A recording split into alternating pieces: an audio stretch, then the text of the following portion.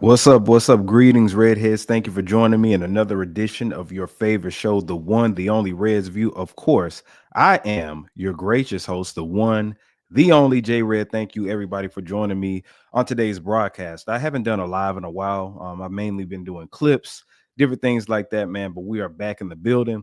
Everybody, feel free to chime in. If you're watching this on Facebook right now, if you're watching this on YouTube right now, join the chat, join the discussion, hit the like button, or you can hit the dislike button. It's all good. If you're on YouTube, do your boy a favor.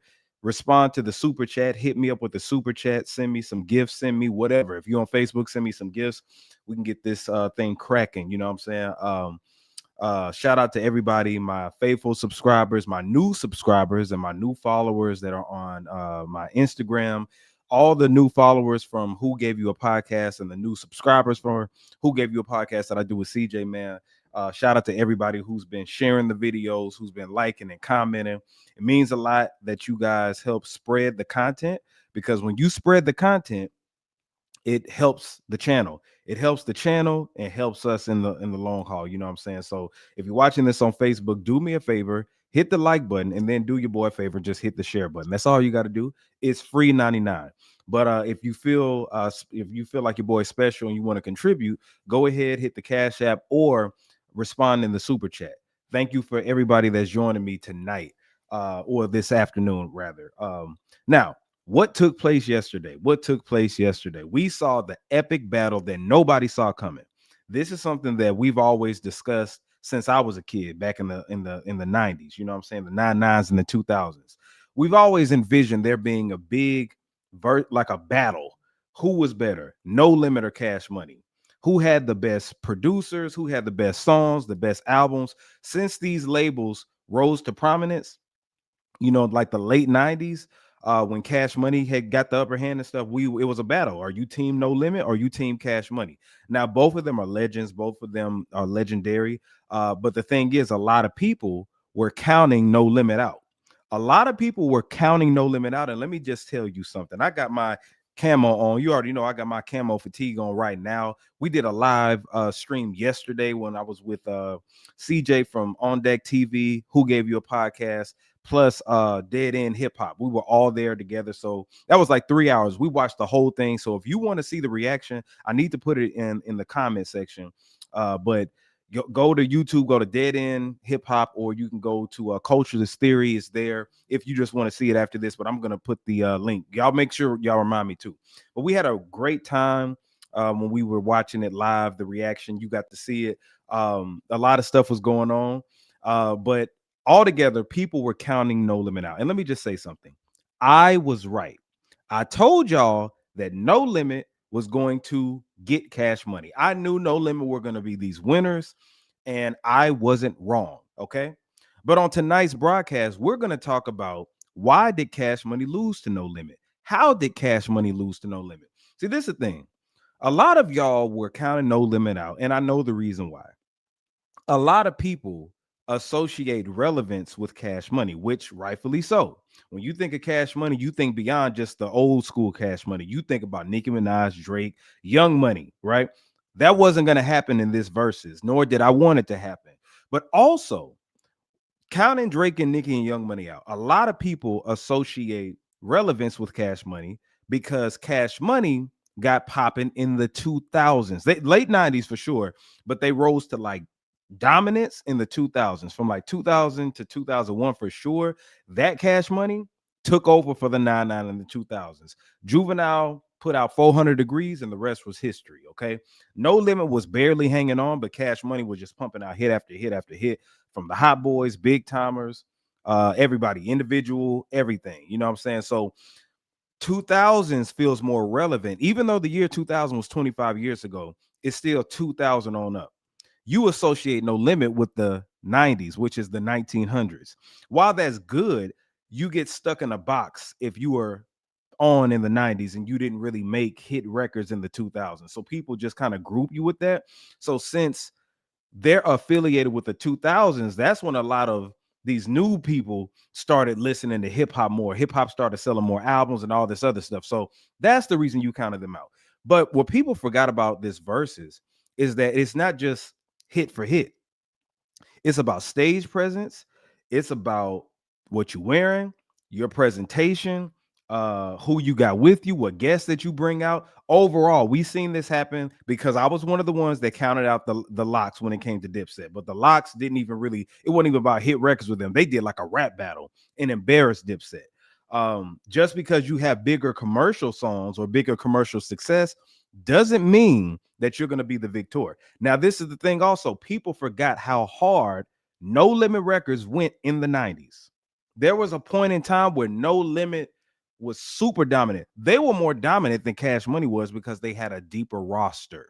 So I knew Master P wasn't going to BS with this. Master P brought out those No Limit Soldiers, the ones that are still active, still alive, and then you had a couple of people that's in jail, Mystical and C Murder, but they didn't even need them. See, people were saying, "Oh, Mystical ain't gonna be there. C Murder ain't gonna be there." I wasn't even worried about that because did y'all forget about Mia X? Did you forget about Silk the Shocker? Did you forget about Fiend, Mr. Servon, Mac? You know what I'm saying? Like it was a bunch of people there. Kelly Price ass was on stage and she ain't even know No Limit Soldier. I just saw her up there with Mia X vibing and she had the camo on. I don't even know how. Can somebody please explain to me, chat? Let me know why is Kelly Price on stage with No Limit? I just didn't know why that took place.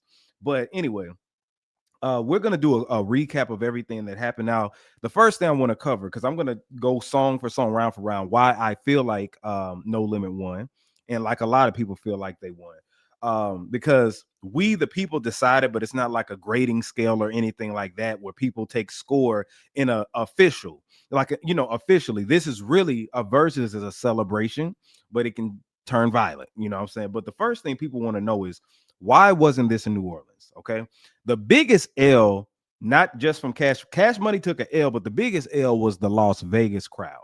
But the thing is, why was it held in Las Vegas? Why wasn't it in New Orleans? Why wasn't it in New Orleans? Now, me, I was one of those people saying, damn, this would be epic if it was. But shout out to Tariq Nasheed.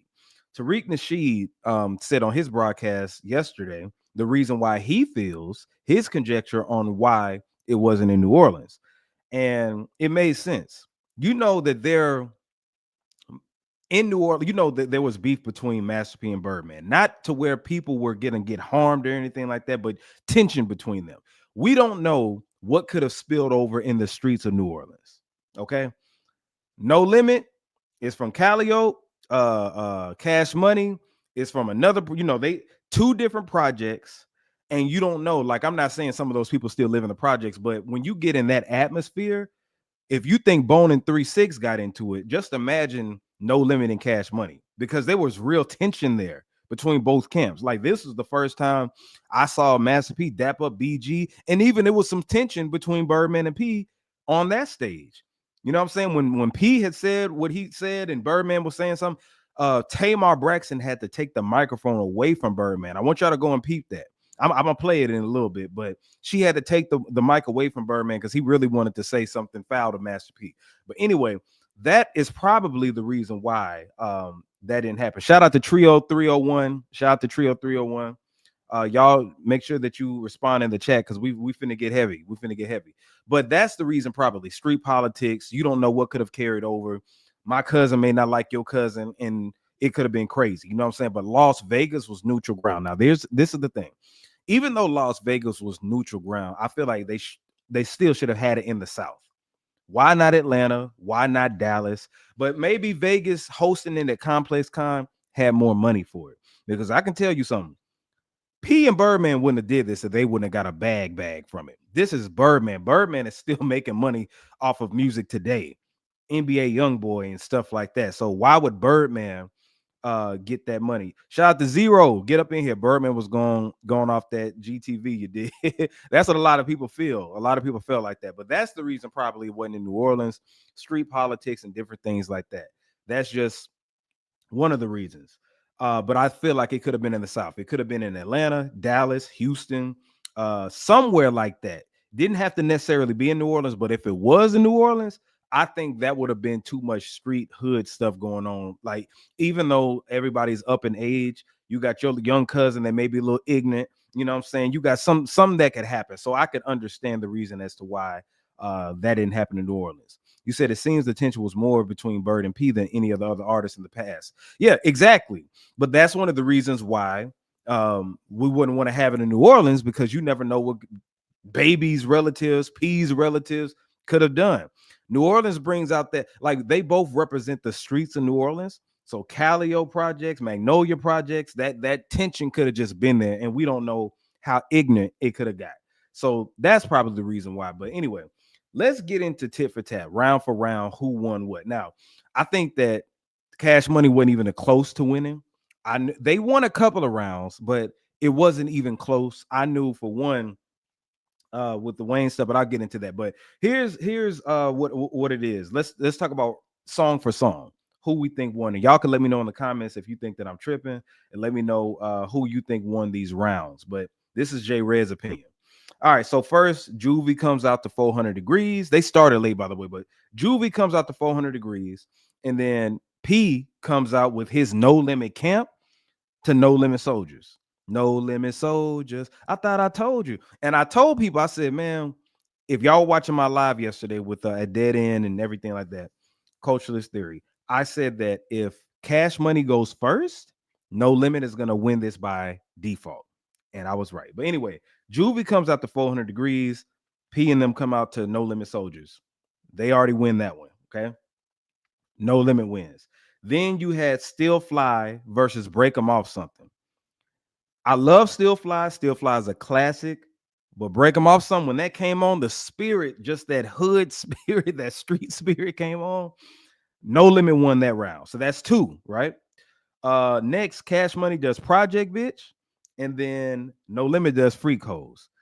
Now, to me, that was a tie, I'd say. That was a tie. Project Bitch, and then Juvie did the a dick freestyle. Did y'all see that? He was freestyling about a dick. Y'all heard that at the end? It was crazy. But I mean, I'm not mad if somebody gives that to Cash Money, but I don't know. I think that was a tie. So then is Rich Niggas versus How You Do That. How You Do That, automatically, they had Young Bleed out there getting lit. I give that to No Limit. Then you had Cash Money as an Army by BG versus Master P's Bourbons and Lax. Now, that was hard. That was a hard one. I'm a big fan of the Cash Money as an Army, but I'm also Bourbons and Lax. I probably like that over Cash Money as an Army, but I think Bourbons and Lax shouldn't have went right after that. That was an odd placement, but it was hard though. You know what I'm saying? But I'll give that to Cash Money. So Cash Money wins that round. Slow Motion versus I Can Tell. Okay. Nothing was gonna be Slow Motion. So I'm gonna go ahead. Like, I Can Tell was dope, but great like song selection. Like, that's one thing KLC did. No Limit always had an answer for Cash Money, but we'll talk about that in a second. But Cash Money won that round. Now, Bling Bling versus It Ain't My Fault.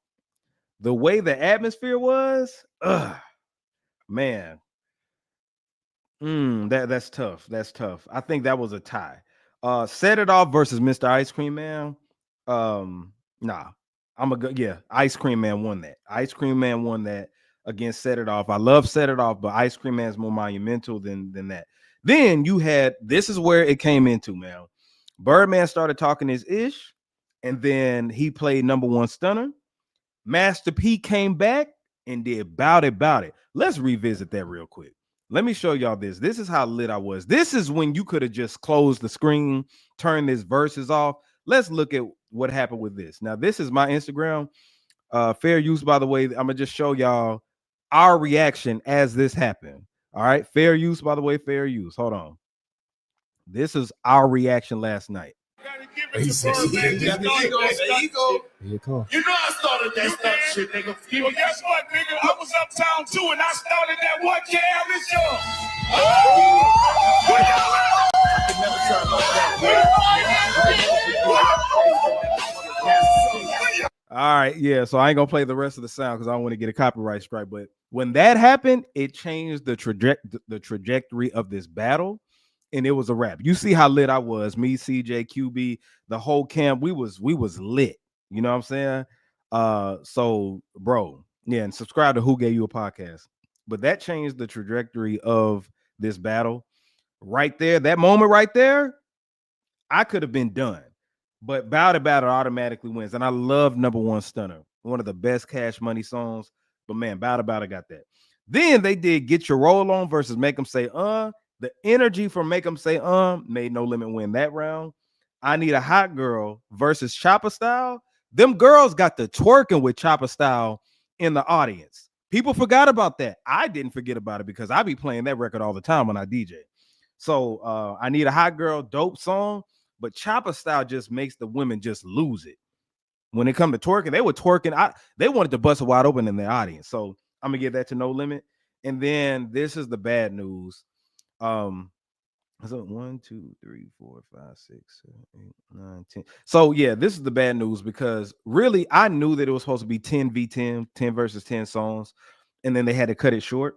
So after Chopper Style, Manny came out and said, "Hey y'all, they say we only got 4 minutes, so we can only do like a verse a piece or something like that." So they randomly did Lil Wayne's a Millie, which I wouldn't have done, and then No Limit did the hardest rap song made of all time.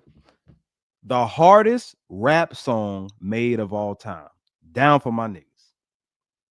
Hardest ever. And they saved it towards the end. And then they brought out Snoop. And that was all she wrote. That was it. Now afterwards, they played back that ass up, and that was just a closer because that arguably is the most popular song from everything that was played, I would say. But that was just, just a song just to close it out too. So, but all together, I got No Limit. Cash Money won a couple of rounds, but maybe like 3, I would say, to be fair. But No Limit squashed them. So that was what I felt. Let's look in the comment section. You said Cash Money won 1, 3, 5. Hell nah, no. Oh, you okay? I didn't see these other ones. You saying, hold on. So Cash Money had 5, No Limit had 7. Okay, No Limit 1. Got you. Okay, I got you 0. I got you. I didn't see it. Trio 301. You said fire. Okay. But yeah, I don't think that Cash Money won that many rounds, but No Limit definitely did win. They definitely did win. Now let's go into the reasons as to why Cash Money won. I'm sorry, No Limit won over Cash Money. Let's talk about that because I got a list of things. All right. So these are some of the reasons why Cash Money lost to No Limit. The very first thing is the togetherness, okay? No Limit was together and they understood the assignment. Everybody came out with great energy, great stage presence, and they all were what? Together. They were locked in.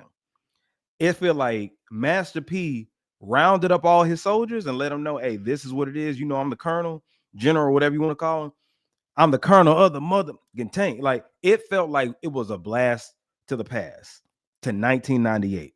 It felt like I was back in 3rd grade again in Huntsville at the time. It took me back there. They were uniformed and they were together, and their energy was there. Just the No Limit soldiers who you thought that was gonna come came, or who could come. Right. The only thing they were missing was Mercedes, and she was tripping about it. But it is what it is. Cash Money just weren't together, man. Cash Money looked damn like Dipset. And then the thing is, not together. Wayne and Turk wasn't there.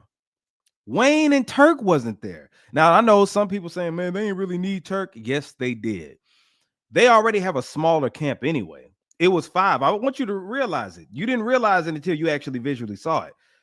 You had 4 hot boys and then 2 big timers. So that's 6. I'm sorry. It was 6 people that were a part of that original lineup. But when it came to actually the versus battle, you only had 4 people. You had half of the hot boys, and then you had the big timers. That ain't gonna cut it. You know what I'm saying? Lil Wayne would have been the only saving grace. And even if Lil Wayne was there, I don't think that No Limit would have lost. But I think they would have been able to be tit for tat. It may have been equal. I don't know, depending on who you're a fan of and everything like that. But Turk not being there was essential. Let me say why. Because you have to have somebody's energy. Nobody would have been as successful if a person who was a part of the puzzle wasn't a part of the puzzle. So while you think Turk didn't have, the standout verses like everybody had, and He wasn't didn't have as much success individually as everybody had. He still was an essential part of Cash Money. People still knew his words. Some people say that Turk is their favorite rapper from Cash Money. So you needed his spirit there and the togetherness, looking strong. They just did it a few months ago, but I know the reason why Turk ain't there. You should know the reason why Turk wasn't there. But then Lil Wayne, the reason he wasn't there, from my understanding, if Turk wasn't going to be there or if it wasn't going to be all together, then Wayne wasn't going to be there. Plus, Wayne had a show in Vegas anyway, ironically. So Wayne said F that show. You know what I'm saying? So that was that. Then the other thing is song structure. Okay. No Limit didn't come to play. I knew that when Cash Money was going first, see, if you're going tit for tat with somebody, you don't want your opponent's tracks to hit harder. Now, Cash Money may have possibly had more like popular hits, but when you do that next to No Limit was a gangster rap label for the most part. They had diversity when it came to R&B. They had more range than Cash Money, but primarily what we know them for is that hard hitting, thumping production, hard hitting lyrics, raw, uncut. That's what that was. Cash Money was street too, but they were more polished. Okay. And when you're doing that next to No Limit records that were more street and grittier, that damn near looked like pop music. Damn near looks like pop music when you look at it. Cash Money Records, their songs next to No Limit songs in 2025, they look more popish. They're talking about flashing, jewelry, money, clothes, hoes. Juvenile did a whole freestyle about his dick. He did. After Project Bitch came on, he did a whole freestyle about that. That looked very cringe for a 50-year-old man to be doing that. I'm just keeping it honest. Like, I wasn't entertained by that. I was like, okay, somebody get his mic. Maybe he does that at all his other shows. I don't know, but that looked cringe. So the maturity level wasn't there. But anyway, No Limit also, you think of No Limit Soldier, right? When you think of a soldier, you think of somebody that's strong, powerful. When you think of a millionaire, everybody ain't a millionaire. Everybody can't be flashy and all this other stuff. You know what I'm saying? So the music still aged well. Don't get me wrong. But in comparison to No Limit, it ain't gonna be able to compete. And the song structure, No Limit had an answer for everything Cash Money did. Okay, we know y'all gonna throw out some songs like Slow Motion. We got something to compete with that. I can tell. We got songs for the ladies too. You know what I'm saying? You got hard songs, we got harder songs. So if y'all go first, we gonna come back swinging with something. Most of y'all stuff is number one stunner, shake that ass, all that. We got that too. Freak hoes, we can do that. We could have did wobble wobble. And this is the thing. No Limit didn't even go all the way into their bag. Let this would have been 20 versus 20. No Limit didn't even go all the way into their bag. They ain't even play no mystical records. They played the C Murder record, but they ain't even get into the mystical bag. You know what I'm saying? Now, Cash Money could have did the Wayne bag, but No Limit could have kept going. No Limit had more songs on deck. Did we forget about Sons of Funk pushing inside of you? Like, were they even there? They could have went that far. But anyway, but the death blow to me was at the very end when Snoop Dogg came out. That just solidified everything. That solidified everything. They did Down for My Ends at the end, Down for My Niggas, and it was a wrap. It was a wrap. But No Limit didn't even get into their bag all the way. Cash Money pretty much did when you look at it. They had some more songs they could have did, but with Wayne not being there, it wasn't too much they were going to be able to do. Because Wayne could have saved them by doing like Go DJ, some stuff from the Carter 1, though. Once you could do Carter 2, you know what I'm saying? But you're cheating but they did Carter 3. So Wayne could have did some stuff, but they couldn't. See, I saw a lot of ignorant people say, man, Juvenile could have wiped out No Limit by himself. Juvenile, they could play Juvenile. So they're not going to do that all day. And no, he couldn't do that. Because after a while, I'm like, okay, I need to hear some BG. I need to hear some Wayne. I need to hear some big timers. It wasn't one person that carried Cash Money. Everybody carried the load of Cash Money. Everybody did. Just like P didn't carry No Limit by himself. You had a plethora of other artists. You had your C artists, B artists, and A listers at No Limit. So let's not get it twisted. Let's look in the chat. You said Juvie doing that was on brand. He got a bunch of Oscar Mayer skits. Yeah. Shout out to Landon Prince. No, I'm sorry, Landon Price, 5656. We need pioneers only, no young folks. All right. He started off on fire. Yeah, Juvenile. Um, stroking his meat. I don't care what you expect, man. But he 50 years old, bro. Like, come on, man. Come on. You said for sure Snoop wrapped it up. Shout out to Benjamin Smith. You said P got too many records. Exactly. Exactly. Millie was the absolute worst choice of all songs they could have picked to define their label. You not lying, man. At that event, I would have did the block is hot over that. I would have did the block is hot over that one, straight up, because you got to dig into your hard hitting stuff, and it needed to be nostalgic. It needed to be nostalgic because that's what we got with No Limit. We saw that presentation, and even Boz, okay, y'all know Boz from No Limit, light skinned dude that came out. They thought he was Benzino. He had his shirt off and stuff, but even that that image of No Limit, it made you feel like 95. Him just coming out with no shirt on with a rag wrapped around him. Yeah, he had the dad bod, but it made me feel like I was watching the Bout It video from back then. That's how No Limit did, man. It took you back in time. Cash Money looked too current. You know what I'm saying? Like they could have threw on some white tee. They should have threw on some white tees, man. If Cash Money all would have came out with some white tees with some jewelry, that would have been nostalgic, would have been cool. But Juvenile looked like he was going to school with the backpack. BG just looked like he was high, just happy to be there. Birdman looked like Birdman, and Manny looked like Manny, but it was just too much. It was too much. You said Mystical. I still smoking. Yeah, still smoking. Mystical. They could have did. They didn't even get into the Mystical bag, man. They could have kept going. They could have kept going. But see, the thing is, they like my homie CJ said, you can play No Limit records all day. You're gonna run out of gas with Cash Money if we're talking about 99 and in the early 2000s. You know what I'm saying? Because that's the root of Cash Money. That's what when I say Cash Money records, that's the first thing I think of. I don't think of Nicki, I don't think of Drake, Young Money, and all that other stuff. I think of the Hot Boys and the Big Timers, Cash Money Millionaires. But yeah, those are the things that I feel that the reason they won. Now I do agree. Now I'll say this: the MVP of the night was Miss Mia X. The MVP of the night was Miss Mia X for sure. With Kelly Price in the background. I don't know why Kelly was there, but Mia X killed it. Killed it. When she rapped her verse on No Limit Soldiers, you really got to just revisit that verse and see how lyrical she was. You got to understand that she was a big part of No Limit, just like everybody else was. She was one of the only females there that was holding it down like that. They had some other female rappers that were going to come out a little later, but she was holding her own and did it. Like her stage presence, her energy, the way she was moving. I kept watching and how the crowd reacted and stuff like that.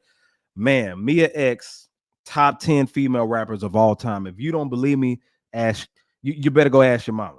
You know what I'm saying? Yeah, Mama Drama, Unladylike, everything. The biggest Mama Mia. She held it down, and she man, highlight of the night. Now the runner up was Juvenile by default because I seen a lot of memes on social media talking about Juvenile had to hold it on his own. You know what I'm saying? Juvenile had to carry Cash Money and all this other stuff. And I mean, yeah, I mean, because BG ain't got no hits by himself. I mean, unless you count Cash Money as an army. BG got hits by himself, but not while he was on Cash Money. And I made this argument. I said, hit-wise, BG as a solo act had more hit records outside of Cash Money than he was with Cash Money. If you think I'm BSing, go back and revisit the catalog. When you heard BG on the radio all the time, now he had hits with Cash Money as far as being like, you know, Bling Bling was a posse cut. You know what I'm saying? So I don't count that as a BG song, even though it was on his album. And then he had Cash Money as an army. But after that, like, what else? He was on I Need a Hot Girl. He was on other songs, but nah, like BG was more street. But when he left Cash Money, he had a lot of other songs like Move Around with Manny Fresh. He was on the T.I. record. And then he had I Want It, You Got It, Don't Make Me Have to Go in My Pocket. Like, you know, go in your pocket. I'm about to say my pocket. But he had different songs, you know what I'm saying? What Your Heart Beating For. So they couldn't rely on him. Birdman could have did some solo joints. What happened to that boy? Birdman could have did. They could have kept going, but No Limit was going to drown them out. You know what I'm saying? Because you could be diverse and, like I said, bring out Sons of Funk. You know what I'm saying? You could have did Lay Low by Snoop Dogg. Bitch, Please by Snoop Dogg. Did y'all forget about those songs? See, I think a lot of people think that they associate Snoop and No Limit to just that The Game Is to Be Sold, Not to Be Told album. But you start forgetting that he was on Down for My Niggas. You start forgetting that he put out No Limit Top Dog. You start forgetting that he put out The Last Meal. Those were records that he put out, but P started letting him work with other producers like Dr. Dre and more West Coast feel. So it didn't feel like Snoop was on No Limit. It felt like he, at that time, he didn't feel like a No Limit artist. He started to feel like just Snoop Dogg. But you forget about that. Like he did that What's My Name Part 2 with Timberland, Snoop Dogg. That was all when he was on No Limit. But we easily forget that. His last album was The Last Meal. That was the year 2000. And then he started working with Pharrell. But Snoop had some bangers. He just didn't have any hits when he didn't put out The Game Is to Be Sold, Not to Be Told. I think Wolf was like the only one. You know what I'm saying? But yeah, Wolf. Yeah, exactly. Wolf. That's a hard hitting song. I would have loved to hear that one. Mystical got my favorite part on there. But yeah, people forget about that. Fiend got hits. Mr. Want that. I know they were ready. But like I said, bro, it was supposed to be, from my understand, 10 versus 10. And because I think it was at Complex Con, I think that if this was like a regular versus battle, like it was traditionally, where they do 20 versus 20, then they would have been able to do that. Like if they had it like at another place, if it wasn't at Complex Con. But BG, I think, has said it was going to be 10 versus 10. They just happened to go over. So a lot of people are like, man, they cut it short. Nah, they didn't cut it short. I think it was always supposed to be like that. Still a G Thing was a top 20 record on Billboard 100. Was it? Let me see. Let me see. I want to verify that. I don't remember that on the radio, and I don't think that was a successful single. Did you look that up on Wikipedia? Because I'm about to do that right now. Because I don't remember that being like a big record. Still a G Thing, and Snoop got so much stuff. Oh, let me see. That was on The Game Was to Be Told, Not to Be Sold. Still a G Thing. All right, Meech Wells. Where did it land? Okay, you right. US Hot 100. Yeah, number 19. But did y'all hear it like that? When y'all was like, did y'all hear it on the radio like that? I don't remember hearing that like that. You said The Game to Be Sold, Not to Be Told had some bangers too. KLC was all on that. It was, but this is the problem with The Game Is to Be Sold, Not to Be Told. It just, Snoop didn't really fit the production all the way at the time. He had some good production, but he didn't, compared to his Death Row days, it just felt different. You know what I'm saying? But eventually, when Master P started letting him work with who he wanted to work with, KLC and them still had some input, but he had to get adjusted on there. But you said you heard it all day, every day. Okay, I don't remember that back then. I don't remember hearing that one. You said I don't recall radio play, but I remember liking that song. Exactly me. Like maybe in my area they didn't play it like that. Maybe because where you from? What, Mr. How do you say your name? Omega, Mr. Omega. Where you from? Did they, or you from the West Coast or something? And then you said it had more South feel. Exactly. It didn't feel like West Coast. But his other albums started to feel more West Coast, especially that Last Meal. You in Michigan. Okay. So maybe they played it out there. I don't remember hearing it on the radio down here, but you're right. It was, top 20 hit. But yeah, now this is the funny part. With Birdman. Did y'all see when Birdman called out Turk? Let's revisit that. Let's revisit that. Hold up. Let's revisit that. Look at me. Let's show the video first, then I'll show Mia's reaction. Look at this. Do something different in the game.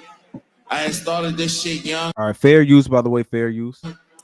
I was a young man trying to get some money and not be in the streets. And I met BG, I met Wayne, I met Juvie, I met Turk. Shout out to Turk, you little bitch. You ain't here, but fuck you. We gonna fuck with you and we won't fuck with you. You heard me? Don't go off script, nigga. Hey, we gonna fuck with that. All right, I ain't gonna keep playing it because I don't, we trying to make sure we stay monetized on here. But Birdman called out Turk, man, and Turk had a reaction. Did y'all see Turk's reaction when he saw it?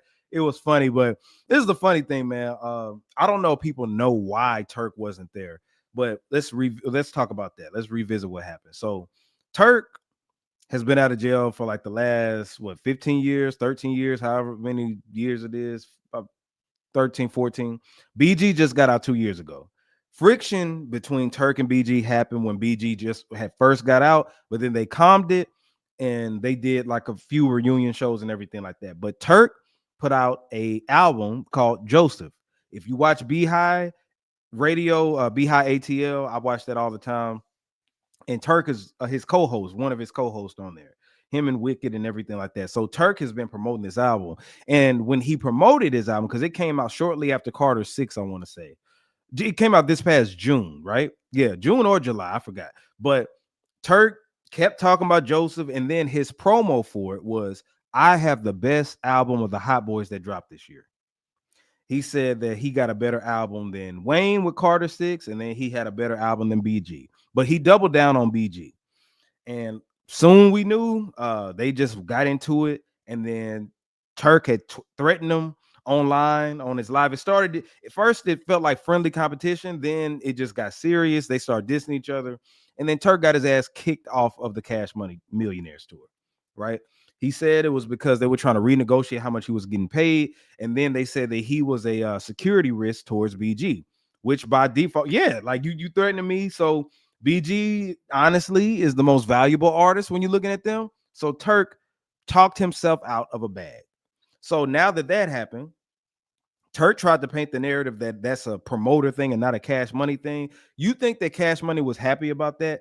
Juvie tried so hard to get Turk back good and everything like that, and then into the fold, and then Turk just blows it in his face, and all that other stuff. So that's the reason why Turk wasn't at the verses.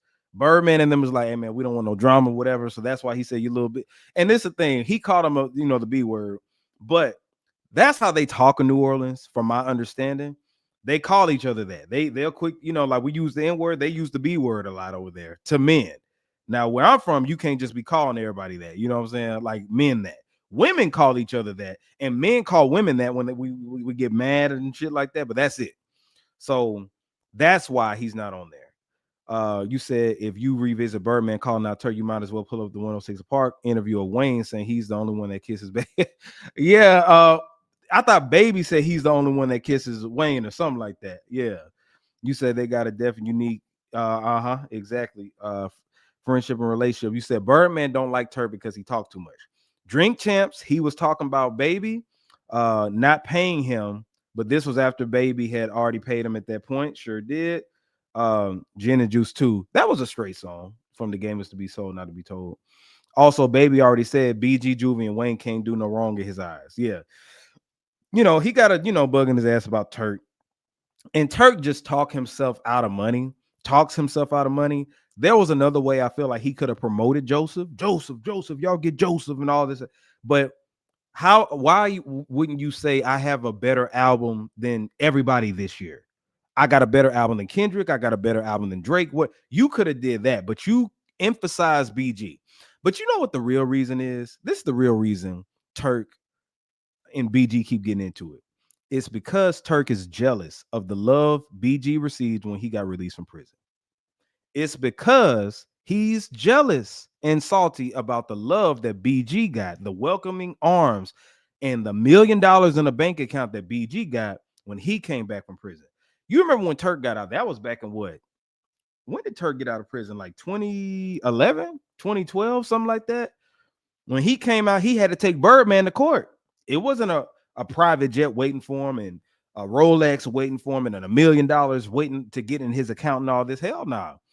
Turk had to hit the ground running, doing some interviews and all this other stuff. You know what I'm saying? So the industry embraced BG, but Turk didn't stay around long enough before he got locked up to get that love. He put out the Young and Thuggin'. What was it? What was the name of his solo project? Young and Thuggin'. Wasn't that it? Y'all let me know in the comments. You said 2012 is when Turk got out. Yeah, I remember because I had graduated college in 2011. I'm telling my age. And I remember I was still living in Mississippi at that time when I graduated college. And Turk been out for a good minute, So BG just got out like 2 years ago. And yeah, like he's been getting that welcoming support. He didn't have to take nobody to court, none of that stuff. But Turk had to do that. So I think he's jealous of BG. You don't see him beefing with Juvenile, nobody else. And then BG is also a easier target because BG out of Wayne and Juvenile and the big timers, BG would be the weakest link when you're talking about national, coverage and radio hits and stuff like that and fame. You know what I'm saying? He can't go at he can't go at Birdman. Birdman's the boss. He can't go at Manny. Manny is one of the biggest producers ever. You can't go at Juvenile. Juvenile is the flagship Cash Money artist. And then Lil Wayne, need I say more? He's the greatest Cash Money artist ever. You know what I'm saying? So yeah, that's that. That's that. You said Birdman was ridiculous for calling out Turk. Yeah, that was a real bad look. And see, I'm glad that you said that because that made, if you look at Birdman, comparing Birdman to Master P, what's the issue? Look at Birdman. How many of his artists was there? His own son wasn't there. Rather have been at his own show in Vegas. And Wayne was in Vegas. Are y'all aware of that? Did you know that Lil Wayne was actually in Vegas, or he was supposed to have a show in Vegas? I know that. It was a lot of people in Vegas. Wayne, from my understanding, had a show last night in Vegas. So if Wayne wanted to be there, he could have been there. But with Birdman, he had crazy relationships with his artists. They didn't sue him, all this other stuff, right? And you see half of his artists were there from the original Cash Money days. Look at P side. Most of all the No Limit soldiers were there, the ones that are still alive and active and not in jail. You never heard people talk shit about Master P not paying them until up recently, like when he did I Got the Hookup Part 2, all that. But I'm talking about back in the 90s. The only people who had issues with him was Beats by the Pound, and that's why they left, right? But Mystical, you never heard talk trash about Master P. Mia X, you never have until recently, and that's because it was a miscommunication about the performance in Essence Festival. You know what I'm saying? But Silk the Shocker never talked about it. Snoop, still to this day, and Snoop is the biggest global hip hop icon that we have. He never talked trash about Snoop, about Master P. Snoop said he learned from Master P and still works with Master P, collaborating on Serial and all that other stuff. You never heard about any of these artists that say Master P ripped them off. Master P kept their publishing and everything. Master P ran that shit like a factory, and all of them were pretty much just employees that got pensions and all that stuff. So you never heard that. On Birdman's side, what have you heard? Juvenile left. BG left. See, No Limit artists really didn't just leave. Like Cash Money, No Limit stopped. Like, go back in Mystical's Vlad TV interview. He said, I didn't leave Cash Money. Sorry. He said, I didn't leave No Limit. No Limit left me. He said that he appeared, he came, and then he saw that they started boxing up stuff. And P had told him, hey, man, look, I got to focus on what I'm doing right now. I'm going to let you go. You do your thing. I think Mia X, after a while, just wanted to stop rapping. Mac got locked up. C Murder got locked up. And like Silk was still with the new No Limit and stuff like that. And all the other artists just dropped, fell off. You know what I'm saying? But everybody who wanted to leave No Limit could leave No Limit. Master P wouldn't hold nobody's contract. So my point is, comparing executives and CEOs, you never heard of no issues with Master P like that. You know what I'm saying?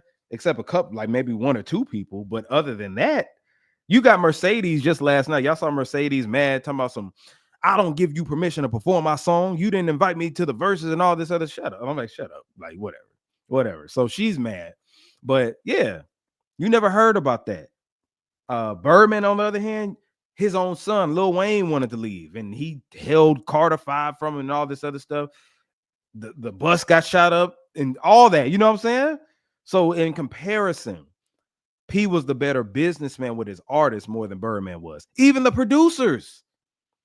It's producers. I was told that, man, if you produce for Birdman, you pretty much got to take his ass to court if you want to get paid. If you want to get paid, you got to take him to court. Everybody who's commenting right now, make sure, if you have not already, subscribe to the channel. If you're enjoying this conversation, this discussion, and you're a new listener, new user, watcher, or whatever, hit the subscribe button for me right now. We got people, it's heavy up in here. If you're on Facebook, hit the share button. That's all I ask you to do. If you're feeling real generous, hit that super chat. Hit the super chat, because it seems like everybody's enjoying themselves. We're having a great discussion. So Y'all hit that like button. If you're watching this on YouTube, hit the like button. If you're watching this on Facebook, hit the like button and then hit the share button and then subscribe. That's all I'm asking you to do. Oh, you're sub. Appreciate you, bro. If you already subbed, I ain't even talking to you. Everybody else, maybe all of y'all are sub, but yeah, just hit the like button for your boy. But yeah, in comparison, Master P was the better person. You know what I'm saying? Like Birdman now, in recent memory, he's been saying that like he was young back then, he was still learning the business. That's fair enough. And he has good relationships for the most part. Now it's like he reconciled with everybody, but there's still issues with Turk. But Turk, that's some other stuff. You know what I'm saying? Birdman wants to do right by his artist now, and I think that's what matters. Manny had to leave Birdman because of money issues. How many people have left P because of money issues from back then? The only person I can think of, or people I can think about, is Beats by the Pound. That's it. But everybody else, he was good with. You know what I'm saying? All right, let's look at the chat. You said they didn't even let Cocaine and Snoop do Stacey Adams. Oh, that would have been dope. I don't think that's more of a West Coast feel, but I think that Snoop and them should have did Lay Low. Because Snoop, I bet, was gonna want to stay out there. If he would have did Bitch Please, that would have been a whole nother different level. You said let's look at what y'all saying. You said Cash Money would have definitely won if Gilly was there. Shout out to him. You said great to see Mac. Mac Can I Ball? Dope song. What if Mac and Mia X did they song? Mac and Mia X song. I got a brain fart right now. What was that song that they had?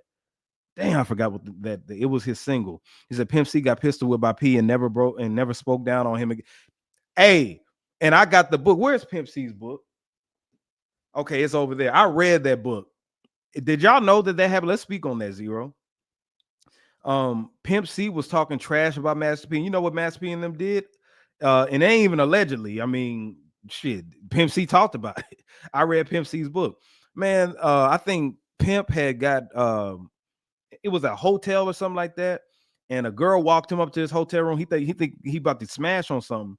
Man, Master P was masked, and I think C Murder was with him, and Boz was with him, and it was like 4 No Limit soldiers beat Pimp C up, pistol whipped him, and I think Master P took off the mask and showed who it was, and that humbled Pimp C. Did y'all know that happened? Yeah, Master P put hands on Pimp C, talking all that trash. Yep, went in his hotel, busted up in there, and I want to see a reenactment of it. I want to do a reenactment of it because I can see that happening. Master P was a boss, bro. Master P didn't play that shit back then. They needed 20 more songs. They needed more songs, 20 each. I agree. I couldn't agree more, but that wasn't in the design anyway. It was supposed to be 10 versus 10. 10 versus 10. But yeah, and No Limit was just too deep, man. Like presentation matters, bro. Like Cash Money already it's only 6 of them of the Cash Money millionaires. So, and then this is the thing too. Cash Money, they groundbreaking, not taking nothing away from it. I'm not saying they needed more people, but when you're sizing them up with No Limit, this is the difference between Cash Money and No Limit. Cash Money made great music. They made phenomenal, groundbreaking music culturally, but No Limit was a movement. No Limit was a movement and a moment in time that we'll never see again in the music industry. See, No Limit laid the foundation for Cash Money. Cash Money just resembled No Limit. They got the Pen and Pixel album covers, the New Orleans swag and stuff like that. Now Cash Money, what they had over No Limit, to me, they sounded more New Orleans than No Limit did for the most part. But No Limit was a movement. Master P had signed a revolutionary record deal that had never been done before from a rapper. He had a crazy squad, crazy year of 1998 to put out 25 albums. All of them went gold or platinum. You know what I'm saying? Had a heavy roster. He signed the biggest rapper of all time at that time into this. Well, when I say globally, Snoop was the most popular rapper, but at that time, Snoop was the biggest rapper of the time. This is a No Limit New Orleans based label, and Master P signed the biggest artist. Do y'all know how big Snoop was in 96? And he signed him to a deal. Snoop could have went to Def Jam, Interscope, any of the big labels at that time, but he went to No Limit Records. That was crazy. Master P had Dolls. Y'all remember the Master P dolls? You remember that in the stores? They sold them at Toys R Us. Master P had endorsements. He played in the damn NBA for a little bit, not full time, but he tried out for the NBA, played a couple of scrimmage games. Master P had movies. I got the hookup too. I'm sorry, not I got the hookup too. I got the hookup. He had I got the hookup. I remember as a kid, my mama it took me and my brothers to go see that movie. It was a knockoff Friday, but I still love that movie. Master P had independent movies. I'm About It, groundbreaking. Nobody was doing it like that at that time. Master P and his artists were doing it, and they were talented. A lot of people have the misconception, oh, it wasn't everybody. They were trash. Y'all don't shut up. Yeah, man. Like CDs were dropping like crazy. Master P was doing this streaming stuff before the streaming stuff. See, now we have access to library, to a library of music and everything like that. Master P, at one point, his albums felt like a big Spotify library alone. No Limit Records. When you open those booklets, you remember seeing this album is about to drop in October. This album is about to drop in November. This is dropping the top of next year. And all of them motherfuckers dropped. It started kind of dwindling off in 99, right? But pretty much every album that was named in the brochure coming soon, they were dropping. They were dropping. That was a movement. Even if you could see Gambino family, you didn't even know them like that, but you wanted to buy it because you wanted to be in your collection. People back then were probably buying the CDs and weren't even listening to them all the way because you wanted to get them as collectibles. Like how I collect vinyl, I don't listen to these vinyls like that, but it feels special when I have them. I got East 99 up there. I've listened to that album thousands of times, but I had to get it on vinyl. I had it on CD, but I'm like, I had 2 versions on CD, but I had to get the vinyl just to have. That's how No Limit Records used to feel back then. That's how it used to feel. Dropping CDs every week, every month. That was a movement. Cash Money had impact, but I ain't gonna call it a movement. You know what I'm saying? They culturally they did their thing. Don't get me wrong. Hot Boys helped revolutionize the game, baby. All the stun of the bling bling. They coined the term bling bling, all of that for sure. Don't get me wrong at all. Cash Money is monumental, and Cash Money is still thriving to this day. You know what I'm saying, with the younger artists and stuff like that. But if you talk about just being a mogul and everything P was doing, still can't be touched. What No Limit Records did for the culture still can't be touched. Prime Suspects, yes sir. Only album took a minute to drop was Yet Mercedes. The rear end cover, come on, man. Niggas would buy that CD just to put the cover on their wall, the poster on their wall. Man, I ain't never gonna forget that. Every album, Ghetto Commission as well. Ghetto Commission, yeah, Gambino family, Ghetto Commission, Prime Suspects, everybody.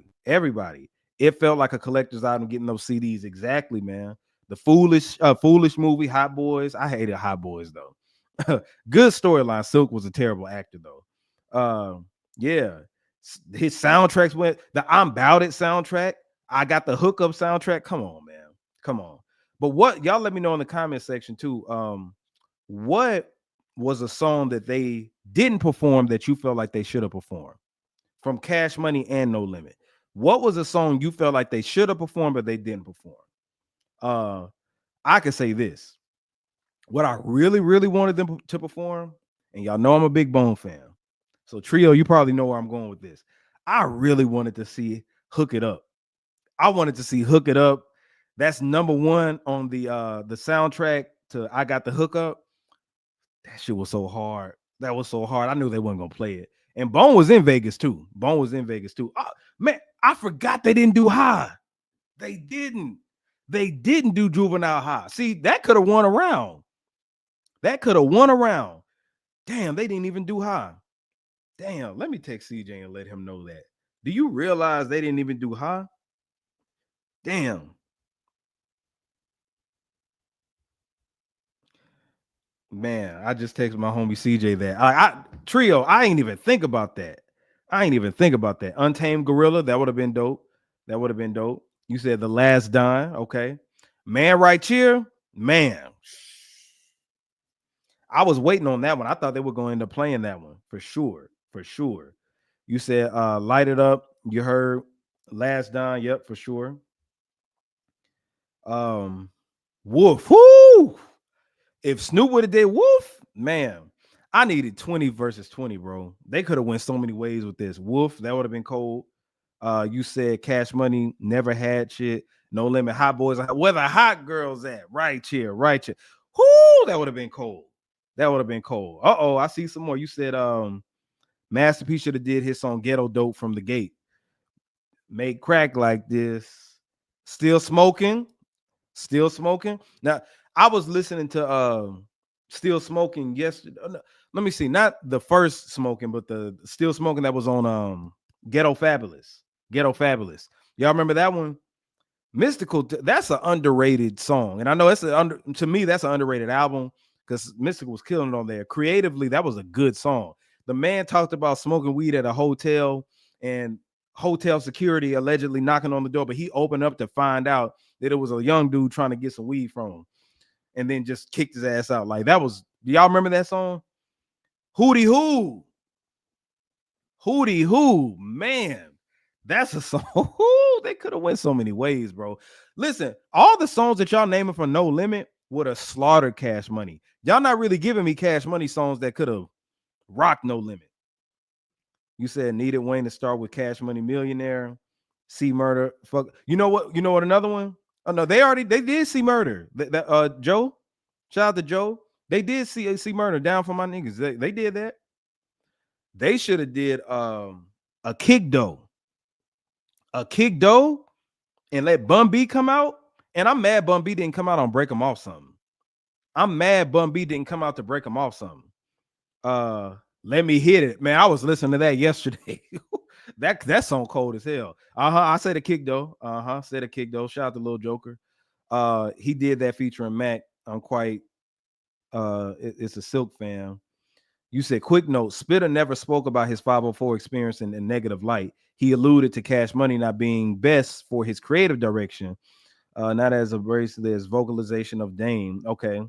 We wanted a Kick Dough. Exactly. A Kick Dough should have been there. I gotta go back. Yeah, bro. Go back and watch. Down for My Niggas. That was like the last song that No Limit did. And Snoop closed it out. But yeah, we should have got a Kick Dough. Oh man, but Hootie Hoo, man, what who that would have been cold, man. Just at least a 15 piece, 15 each. But like I said, all y'all naming stuff that I feel like Cash Money wouldn't have been able to really do. You know what I'm saying? Like Loud Pipes, Big Rims, 40. That's why. You know what? If Cash Money did Shine would have went hard. Shine would have went hard. The Block Is Hot would have went hard. What's another one? Trying to think. I'm trying to think. I said Loud Pipes. Trying to think of some other ones, man. It ain't that many. I'm trying to think of a Juvie one. Not Mama Got Ass. I know not that one. Wobble Wobble. Wobble Wobble. That's dope. Because that Mac could have, and I was thinking they were gonna do Wobble Wobble because Mac was there. You said also Cash Money. What happened to that boy? Yeah, that would have been cold. They wouldn't have brought out the clips though. They wouldn't have brought out the clips. We on fire. That would have been dope. But shit, then you only had two of the hot boys there. Streets Keep Me Rolling. Okay. Ghetto Children. That would have been dope. Yeah. Cain and Abel, Shake It. Yes, sir. What about Cain and Abel Gangstified? Big Ballin'. That would have been big. What about Baller Blocking? But you would have had to have Turk because Turk is on the hook. Would have been nice to see Fiend Want. Yeah, exactly. Want. What day is it? You know what I say? Mia X, Party Don't Stop. Y'all remember that one? Party Don't Stop. That would have been dope. Yeah, we said High. I'm so mad, bro, that they ain't do High. I ain't even realize they ain't do High. That's crazy. In My Life. That's another one. I need it in my life. Come put it in my life. Rocket by 504. Okay. What about Where You At, Whoa there? I'm over here, whoa there. I'm in that 5, that O to the 4. Okay, yep, Rocket. You said Rocket better than Wobble Wobble. Now I gotta give Wobble Wobble that one. You said you have to have a Lil Wayne record. Oh, you have to Lil Wayne record, or you saying you have to have a Lil Wayne record? Juvenile High wasn't played. Nah, it wasn't played. Nah, it wasn't played. Keep getting a ring talking about by my door. I don't know what that is. Yeah, Gangstified. What you say? Eternity. Okay, Ghetto Dope for sure. Way of Life. That's a cold one too. I like Way of Life. Way of Life. That's a sleeper. And people like to sleep on 500 Degrees. 500 Degrees was a dope album. 500 Degrees was Lil Wayne's best album before Carter 2. I'm sorry, before Carter 1, in my opinion. I used to jam 500 Degrees front to back. You said, "Oh yeah," by Big Timers weren't done either, and was Tight Whips, but I'm kind of okay with that. Yeah, that wasn't the time for it. Nah, not oh yeah, and Tight Whips. Nah, you know I like that. This how we do it. Where I'm from, like that would have been all right. Mac 10 was Cash Money. Yeah, he was. They shouldn't have performed on the hit. No, hold on. What about that Mac 10 Ice Cube, that West Side Connection song that they did on Mac 10's album? What was that called, man? That was one of Manny Fresh's coldest beats too. What was that called? Hold on. Oh, I gotta pull that up. Doom, doom, doom, doom, doom, doom, doom. It was on that Bang a Ball album. Connected for Life. Yeah, Connected for Life. That would have been dope. Yeah, they could have brought out Mac 10, man. You said Fiend, Who Got That Fire, and Big Timer. Oh, now Big Timer, Big Timer. I got money to the ceiling. Yeah, that would have been dope. What was the Cash Money Records that was in the Next Friday movie? Whoa. Oh, I know what you did. They have one in the Next Friday movie? Well, I'm thinking about the Blue Streak movie. I forgot. You said think about you, P and Mia X. Okay. Juvie could have done his verse to Down Bottom. Hey, listen. You want to see my reaction to that? Hold on. I'm glad that you brought that up. Let me go to my Instagram. Hold on. Let me show y'all something. Let me show you this. Let me show you this, man. That you bringing that up. Juvenile's verse to that. Let me see. Where is it at? Where is it at? Listen to this. Hold on. Fair use, by the way, my own stuff, but listen. Down Bottom. Drag On featuring Juvenile. It's a Uh-oh. classic song off Rough Riders Volume 1. Beat crazy. Beat is insane. It's a classic beat. Great song. The video came out. Do you remember the music video did not feature Juvenile? I'm here to tell y'all. Young One's verse is at least equal to, if not better than Juvenile's verse. I'll give you one better. That shit was hard. Juvenile's verse wasn't good on that. I was confused as to why Twister wasn't on there, or somebody like that. You know what I'm saying? Why Crazy Bone, Mystical? There's so many people you could have put on there. So that's why I feel about Juvenile's verse on Down Bottom. I'm sorry. It was cool, but I could have done without it. Let's Get 'Em. One of the hardest songs. What do you say? I'll take my braids out my hair and whoop you one of my plaits. Silk, That's Cool wasn't. Hell no, that shouldn't have got played. That's Cool. No. We good on that. Y'all Don't Want None by Mystical and P. Okay. Bottom line is No Limit looked together and organized and had a plan, and Cash Money looked like they was just winging it. Yep, for sure. Mercedes suing Master B. She talking about what can she sue him for though? She just talking. She's mad because she wasn't on stage. I don't know how she wasn't on there. She was at the verses, but she wasn't on stage. She can't sue him. You can't for what? Lay low. Exact. I agree with that. Yep. You said Baller Bang, Do the Damn Thing. That was on, yeah. And Mac 10, yeah. That song was on that Cash Money album, Bang a Ball. Yeah, for sure. Connected for Life, Let's Get 'Em. Yep, we said that. You said No Limit about that would have been dope. Okay. Murder, Kill. Which song was that? You said Master P did Hot Boys and Hot. No, he didn't. No, he didn't. He didn't do that song. Mac 10 didn't really have any hits. I mean, Connected for Life used to get played like, I ain't gonna say it was a hit, but I mean, it got some radio play. It got airplay. But yeah, you said Shameless Plug.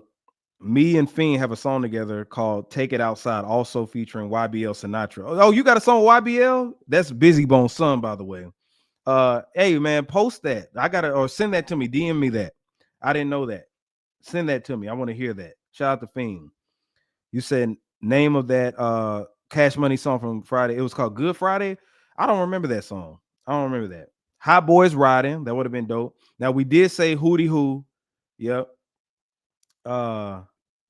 99 Ways to Burn Some Cash Money. Captain Kirk. Ooh, Captain Kirk, can you save me? Okay. What'd you say? We were outraged when Juvenile was replaced with Young One on Down Bottom. I completely disagree with that clip. Man, I'm telling, man, Young One killed it, man. Like, to me, Juvie just didn't fit that song. He didn't really fit the vibe to me. Not to me. But okay, let me ask y'all this, man. What is your favorite? You can only pick one. Okay, since we talking about this verses, what is your favorite No Limit album?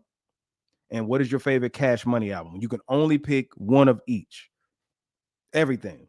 I'll go first. My favorite No Limit album would have to be Ghetto D. And then my favorite, ooh, that's a toss-up. Yeah, I'm gonna say Ghetto D. And then my favorite Cash Money album, and I'm talking about 99, 90s and early 2000s. So I'm not counting Carter. Could I count Carter 1?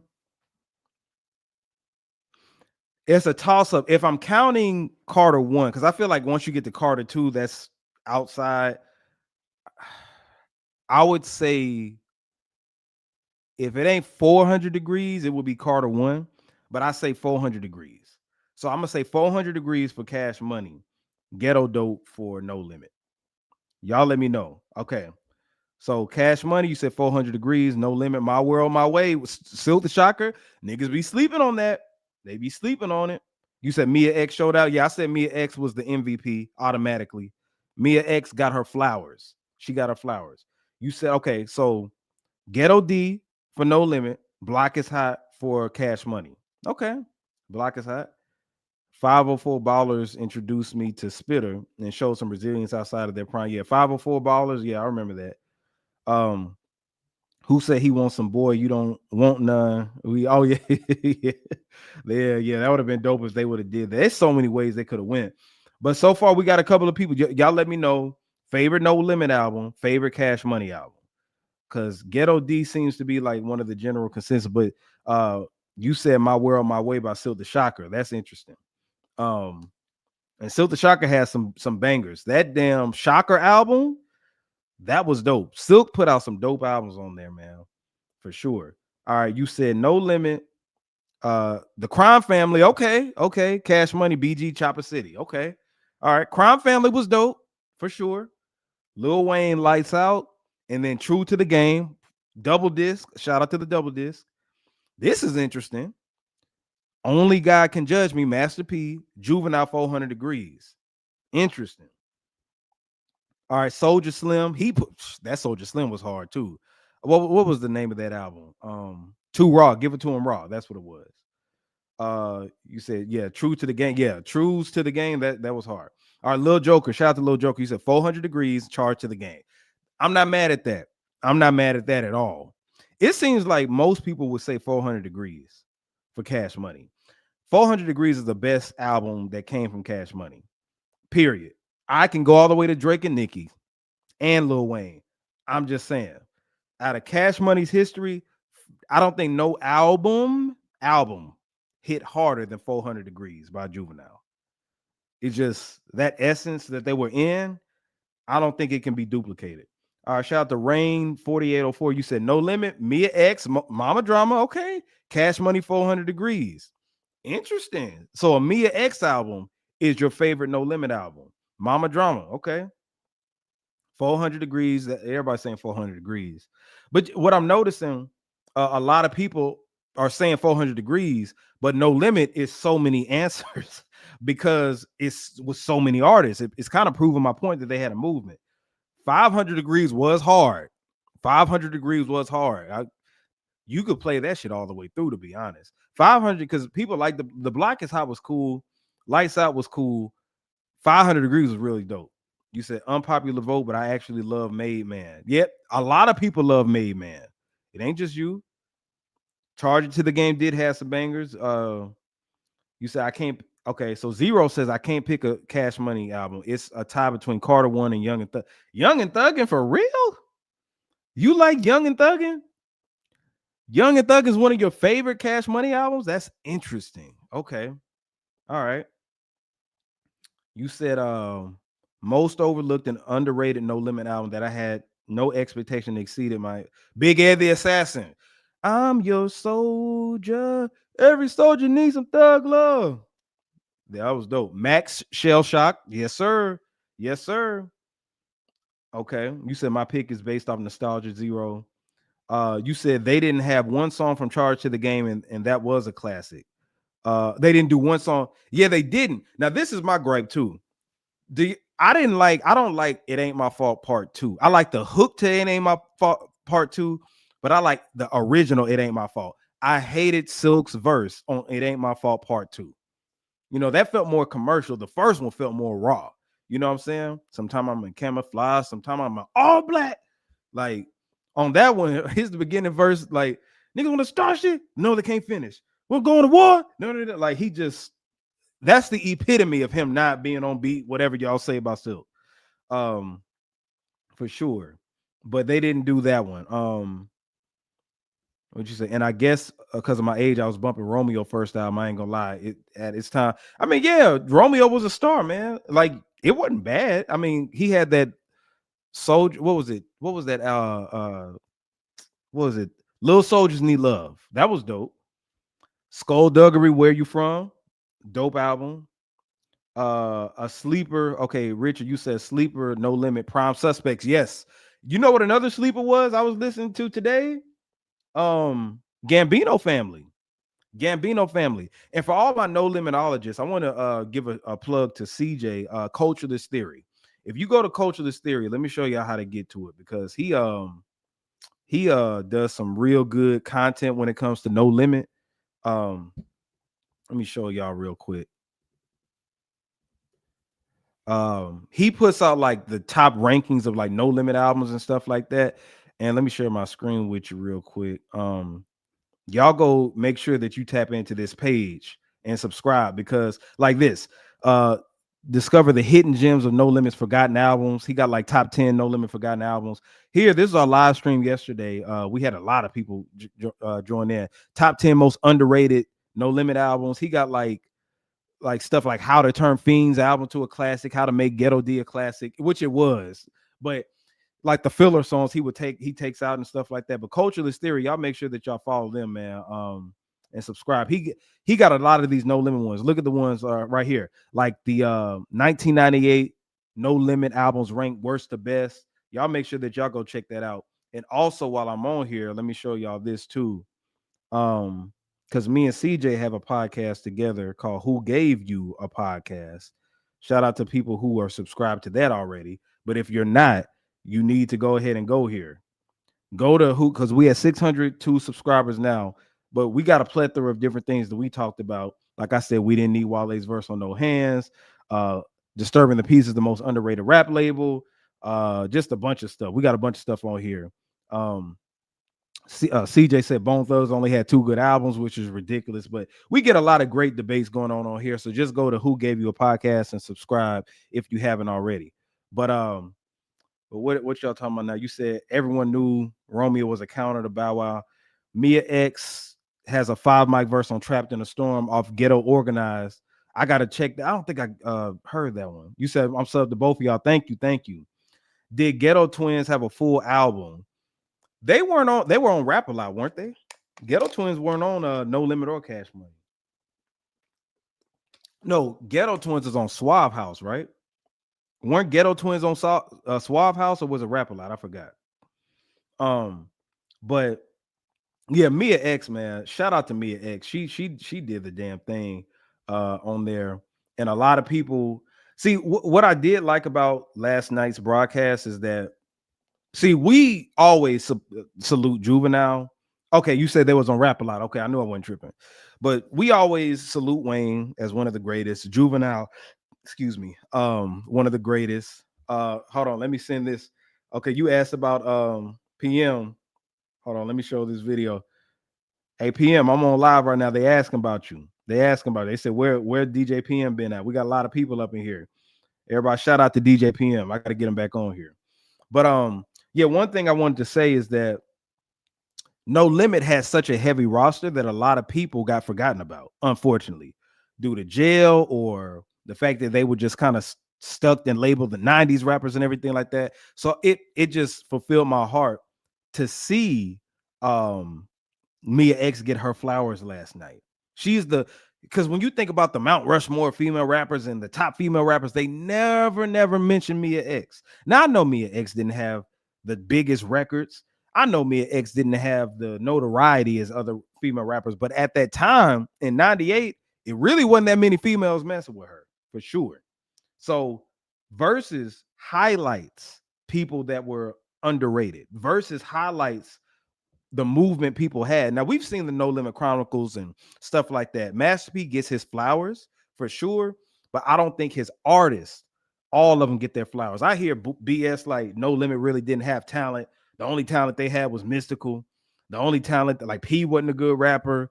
You know, they albums weren't that good. I hear all that BS, and that is cap. That is cap. Man, you go back and listen to some of those songs, they still classic to this day. To this motherfucking day for real. So that's what Versus does. It highlights that. You know what I'm saying? But yeah, like it's crazy. But yeah, PM. Yeah, I'm gonna get PM back on. I talk to PM every day. I talk to PM every day. I just, you know, our schedules be conflicting and stuff. But yeah, we're gonna get him on there. You said, can y'all help me out?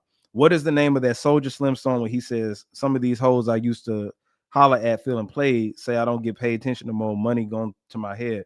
I don't know which one that was. Used to act bad with pussy. Now I'm acting bad. I don't know. Was that on his album? Was that on Give It To Him Raw? And Soulja Slim put out 2 albums on No Limit, right? He put out Give It To Him Raw, and that other one he put out, was that in 2001? What was that? I forgot what it was called, but it was a part of the new No Limit. I don't even remember when it came out. I remember when Give It To Him Raw came out. I damn sure remember when Give It To Him Raw came out, for sure. You said I can never remember the name of that song. Uh-oh. So Ray Charles said Turk was the best hot boy. See, now this is the thing, man. Some people have said this.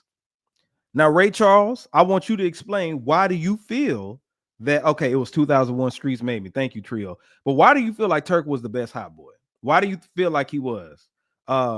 Because, you know, people overlook Turk, and see, last night could have been a time where Turk got his flowers. It's people from Cash Money that didn't really get their flowers like they should have last night. But you say he was the best hot boy. You got to explain that. You got to explain it, because I heard some people say it, but not a lot. You said the name of that Soulja. Okay, you said the name of that Soulja Slim song is called Years Later, but somebody said kicking at them hoes. I don't know which one that is. We got a debate going on. You say that's debatable, bro, and I get it. Bar for bar delivery, and he had the lifestyle to go with the lyrics and image. You said it's flow and delivery.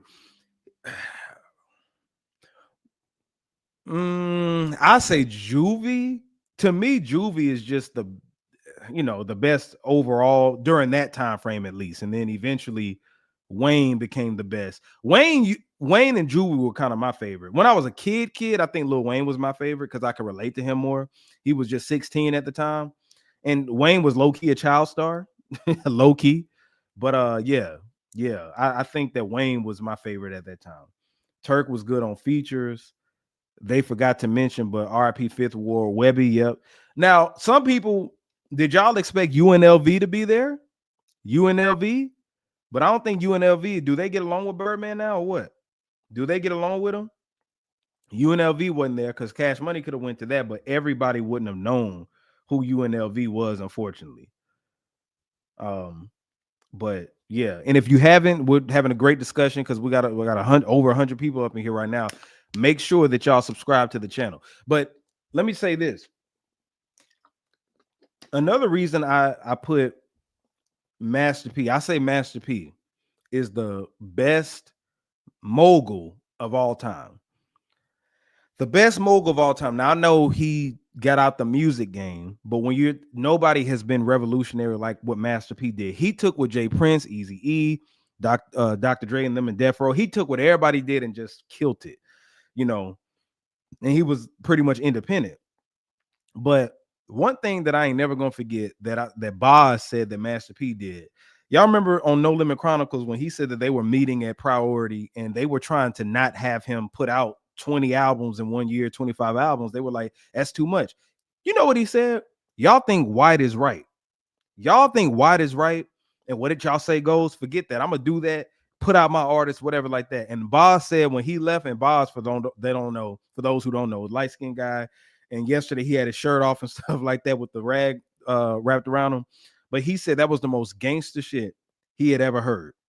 Somebody said, you know, forget it. We beef with each other, black on black folks. You know what I'm saying? I don't believe in black on black crime. That's just our surroundings. You know what I'm saying? But dudes will be ready to, you know, squabble up with a black person. But when you get in those offices with those label execs and you say some gangster stuff like that, you just leave and say, nah, forget it. Y'all think white is right and did it his way. Fire. You said question, why do y'all think Master P couldn't keep the label going as hard as he once did? Now, this is the thing. I'm glad that you said, let's talk about it. Here's why No Limit failed. What's his name? JT the Bigger Figure kind of broke this down. Okay. The reason No Limit didn't keep going, there's a couple of reasons. For one, P had his hands in too many baskets. He got overwhelmed with a lot of stuff going on, and he started kind of steering away from being a label executive, a music executive, and started like just being a CEO. You know what I'm saying? Like just a CEO of a company instead of an executive. When I say a music executive, that's a person that is in charge of your album, in charge of the rollout, just different things like that. So as the 2000s started coming in, he just like 99, he was just too busy for his own good. Now, this is the downfall. This is the real reason why No Limit really just kind of fell off, right?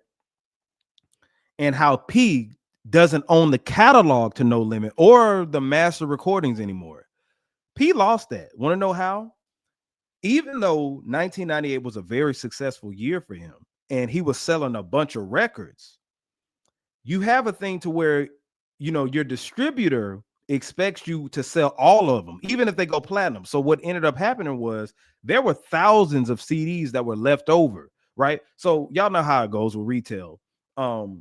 The store pays you for the product. So if I have like 100 CDs and the store pays for those CDs, they're paying with them with the intention of selling them to, you know, make their ends, right?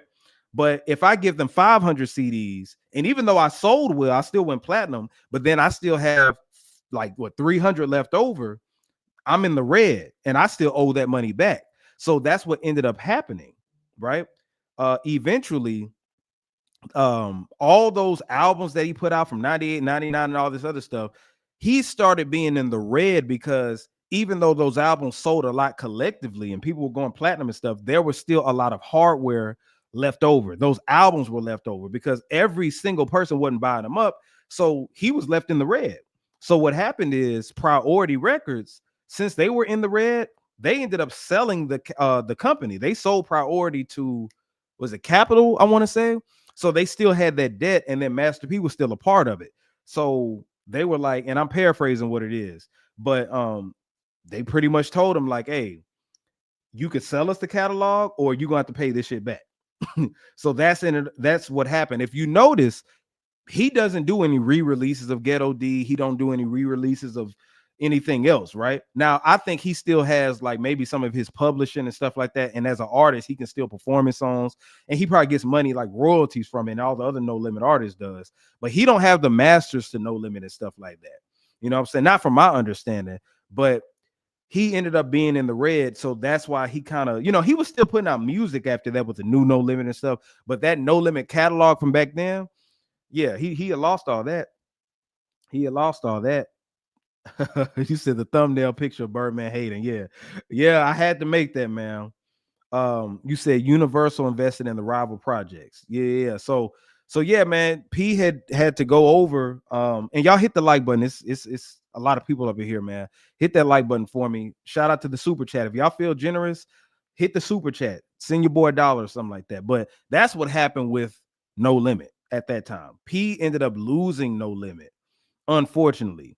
Then I think he had like tax problems and different things like that, so that affected it. Romeo even came out and said something about that. But yeah, man, when you have all that, those CDs left over, you know, you got to be guaranteed to sell those. So he was in the red. That's what happened. Shout out to Little Joke. You said No Limit did what they did. I'm sorry, but I didn't want to hear no Soldier Slim, no Mr. Servo, no Crazy, no Cain and Abel, Gambino Family, no Want, none of Want wasn't trash. It wasn't trash. Don't get me wrong. And for y'all who haven't seen, I actually have a interview with Crazy of No Limit Records.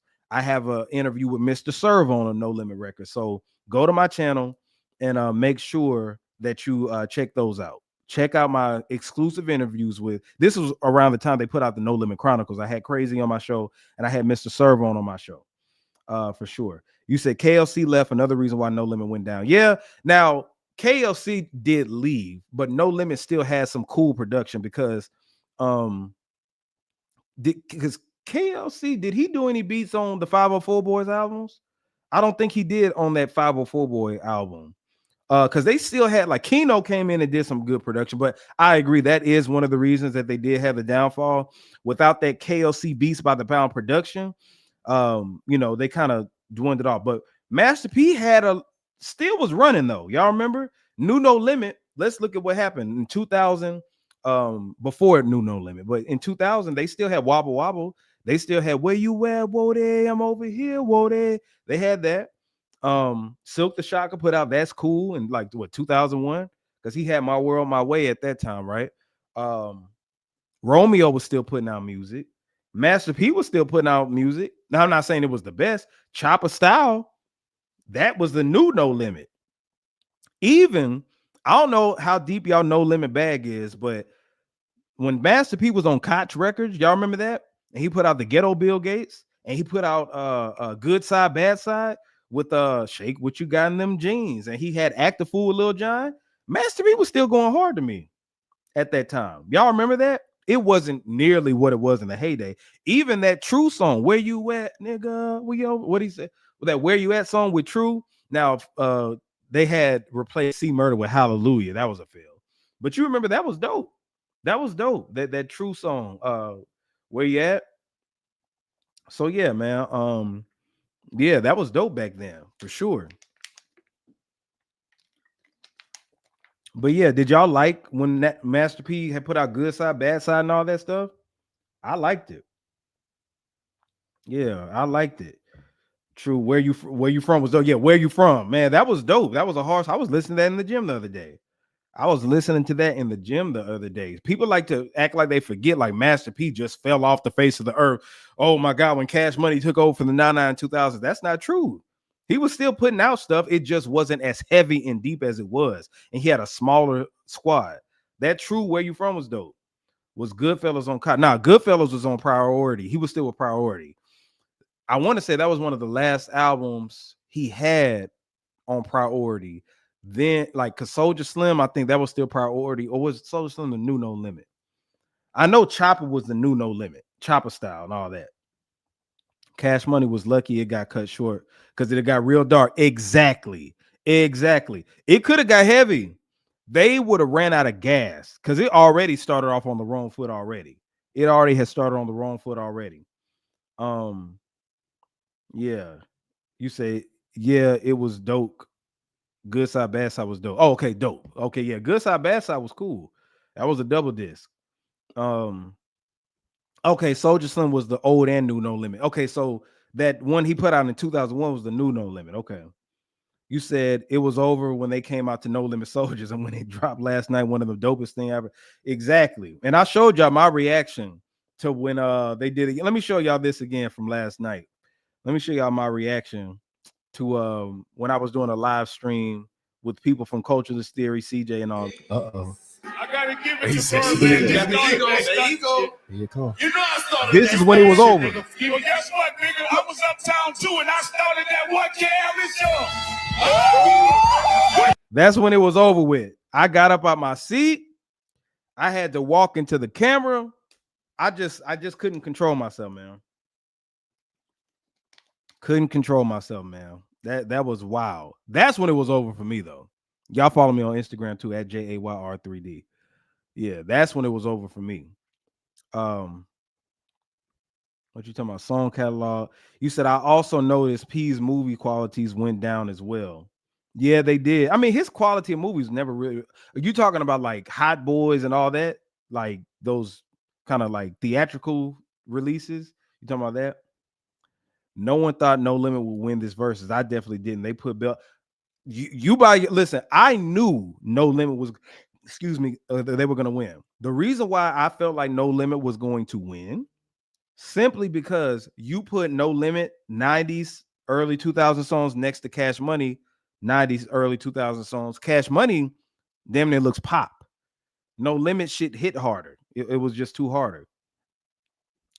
You say Wayne doing bottom of the map for CMR. Just for that, I take out my brand. Moment of silence for the whole the Homeboy Soldier Sling. Yeah, that would have went hard. That would have went hard. Whoa, this man, y'all gonna make me throw on a playlist after this, man.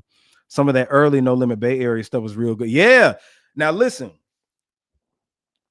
I agree with that. The Ghetto's Trying to Kill Me, dope. One of my favorite masterpiece songs, and this is another song that I would love to have played, but I knew they weren't. The Ghetto's Trying to Kill Me. That would have been dope. But I know that, and The Ghetto's Trying to Kill Me, not just the album, but that song with Silk the Shocker. I love that song. Loved it. But they had some good West Coast songs too. West Coast Bad Boys, all that. You said I knew No Limit was going to win. Master P and C Murder was raised off that Tupac Machiavelli energy. Yeah, they were. Because C Murder's whole first album sounded like Tupac, to be honest. Bout it, down for my nigga. Yeah. You know what I saw somebody say? They were like, man, what song No Limit can do against Back That Ass Up? What's a song No Limit can do against Back That Ass Up? I'm like, did y'all forget? I think people forget or have forgotten. Down for My Niggas was a No Limit record song. I think people just forget it. The song just has a life of its own that you forget just because Master P wasn't saying on it. He wasn't saying on it. They forget about that. Like that song is the hardest song of all time, hardest rap song of all time. Down for My Nigga. That's the most gritty, energetic. It make you want to fight, make you want to shoot up. It's just too much, bro. Wobble Wobble Free Codes. Yeah, man. Yeah. Oh, Master P, Heaven for a Gangster. A lot of people were looking at that. Uh-huh. Yeah, man. It was dope. You said Cash Money got some real dark street music anthems. They just played all their commercial stuff last night. Cash Money should have let BG put a play. But see, that wasn't gonna win the Well, you might be right. I think the problem would have been a lot of people wouldn't have known those records, and BG wasn't going to be able to perform them in that manner. For example, like the Locks, right? A lot of people, like myself, counted the Locks out. But with the Locks, when the Locks did that versus battle against Dipset, right? Their songs, some of those songs, like the Jadakiss's freestyle over Who Shot You, right? I never heard of that song at that time. You know what I'm saying? From back then, but his energy made you be like, man, I gotta listen to this. And it just felt like, you were in New York at the Garden, so you just was there, that grit, you know what I'm saying? And he performed it a cappella, you know what I'm saying, just going in. So you just fed into it. I don't think BG would have done that and it would have won around. You know what I'm saying? It would have won around. Definitely not. You said I thought Roy Jones was about to come out with Body Headbanging. Nah, but Magic was on that song, and I think was he on Roy Jones' album or his label? Yeah, but that wasn't No Limit though. That was RIP to Magic, by the way. RIP to Magic. Steady Mobbing and Master P, If I Could Change. Yeah. That would have been dope. Y'all know what else though? This is a sleeper. One of my favorite Master P tracks that I wanted them to do, and I know they weren't gonna do it. But I Got the Hookup song. I Got the Hookup. Holla if you hear me. I love that song, man. Sons of Funk. I really wish Sons of Funk would have been there, man. That would have been dope as hell. No Limit kept a lot in the vault. And with that Rock the Bout would have messed over Cash Money, yeah, for sure. Thinking About You, yeah, that would have went hard. You said not gonna lie. The first Young Money Smoke that I smoke, I drink song. Oh, okay, yeah. I smoke, I drink. I'm supposed to stop, but I can't. Yeah, man.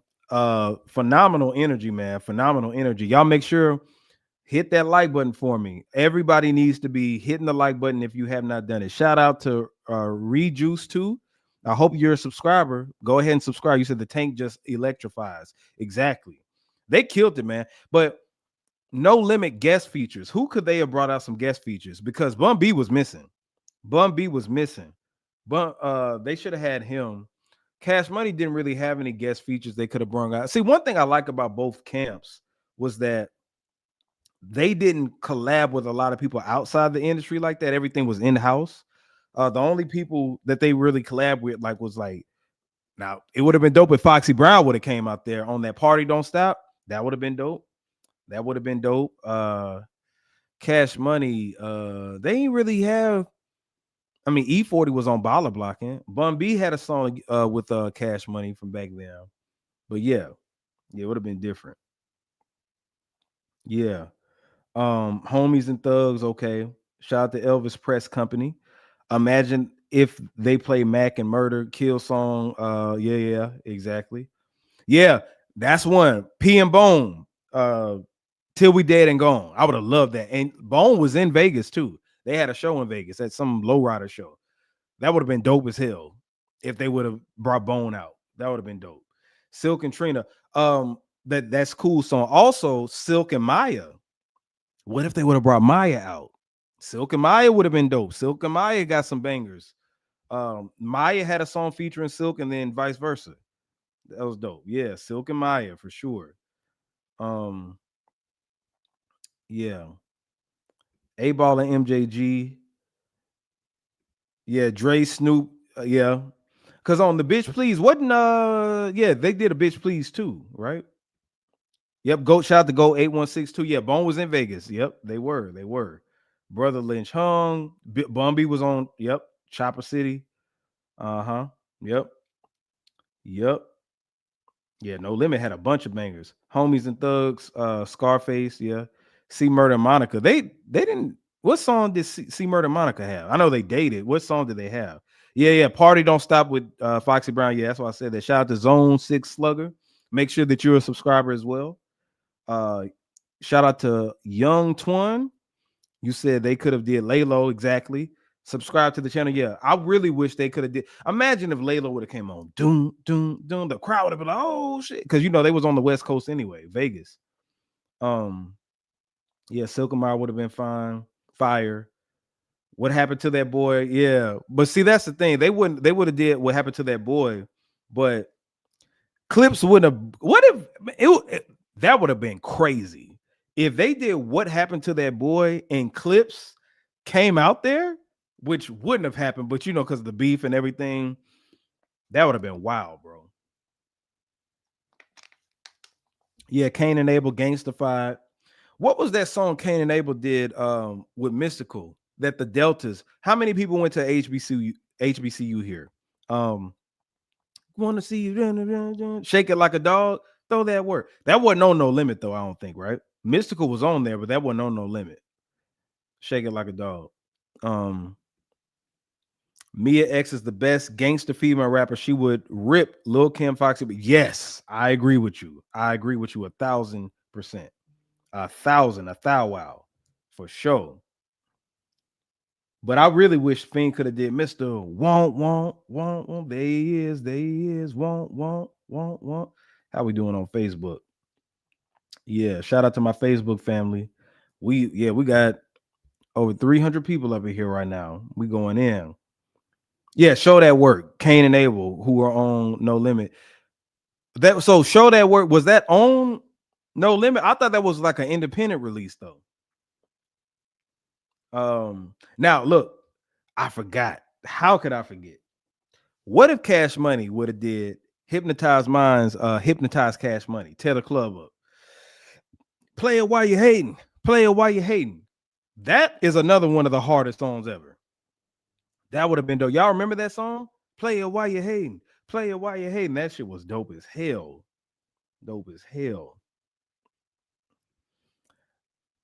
I'm glad that you said this. Birdman didn't bring out his heavy hitters, aka Lil Wayne, Drake, and Nicki Minaj. That wouldn't have worked against No Limit. It would have been cool for like the. And this is the thing: they're different fan bases, right? Me, I like Drake, like Nicki. What songs could they have gone? What Drake song could go against Down for My Knees? What Drake song could go against Bout It in that setting? We're talking about not just hit records. I'm talking about song for song. That's Young Money. Yeah, that's Young Money, not Cash Money. But even if you do, bring the ammunition. That would have been cool for shits and giggles. But I'm talking about like what could they have done? Like y'all say Drake and y'all say Nicki. What would Nicki come out and do? Mia would have ripped Nicki last night, to be honest.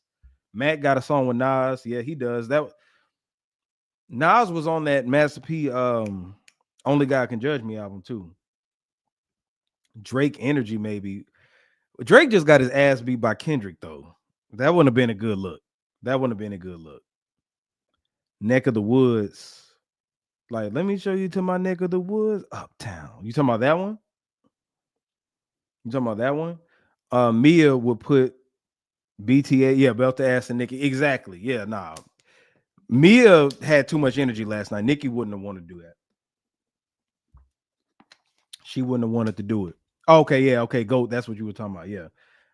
Yeah, right. No new friends, Tootsie Slide, Starships. Come on, bro. And with Nicki Minaj, let's talk about it. Oh shit. Somebody said this. Look, right here. I said this last night on the live. What if Silk would have did people always talking about you're a hustler? Y'all remember what say what? What if he would have brought out Destiny's Child? Not just Beyonce, Destiny's Child. If Latoya and Shatavia, whatever, I forgot her name, but Latoya, Kelly, Beyonce, what if they would have came out during that? That would have been crazy. But yeah, people be talking about Nicki Minaj. Like, what is her song that she could have did against them? What? She got a don't? Talking about that? Young Money never collab with Cash Money though. Yeah, but not outside out of Wayne. You said shout out to my line brother DB. There was a difference of era in the music in between the two groups. Exactly. And that's what I'm talking about. If you would have brought them out, it wouldn't have been a good matchup. Tell me what's really going on. That would be a dope song in a different atmosphere, but not against the No Limit Soldiers. Young Money would look like dweebs next to the No Limit Soldiers. Come on now. Money to Blow, too slow. No. Money to Blow can't go to make them say, I'm sorry. Oh, Mystical and Andre 3000 Neck of the Woods. That's not No Limit though. Mystical had went to Jive at that time. That's on the Let's Get Ready album. So nah. See Murder Dreams. I mean, that was a good song, but I mean, that wouldn't have got played. ICDC. And you know what? What I'm really glad of, see, because we had fear that P was gonna have Romeo doing like one of his hit records. And I'm so glad Romeo didn't. But when he came out looking like just, because me and Romeo pretty much same age. When he was on his grown man thing, I was like, it'll be ridiculous. It would be ludicrous if Romeo did any of his Romeo songs from back in 2000, like his kid songs. That wasn't gonna happen. So thank God. Yeah, if Mystical was there,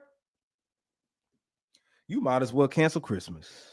If Mystical and C Murder, just imagine in an alternate universe, Mystical ain't in jail, C Murder ain't in jail, and they're out, right?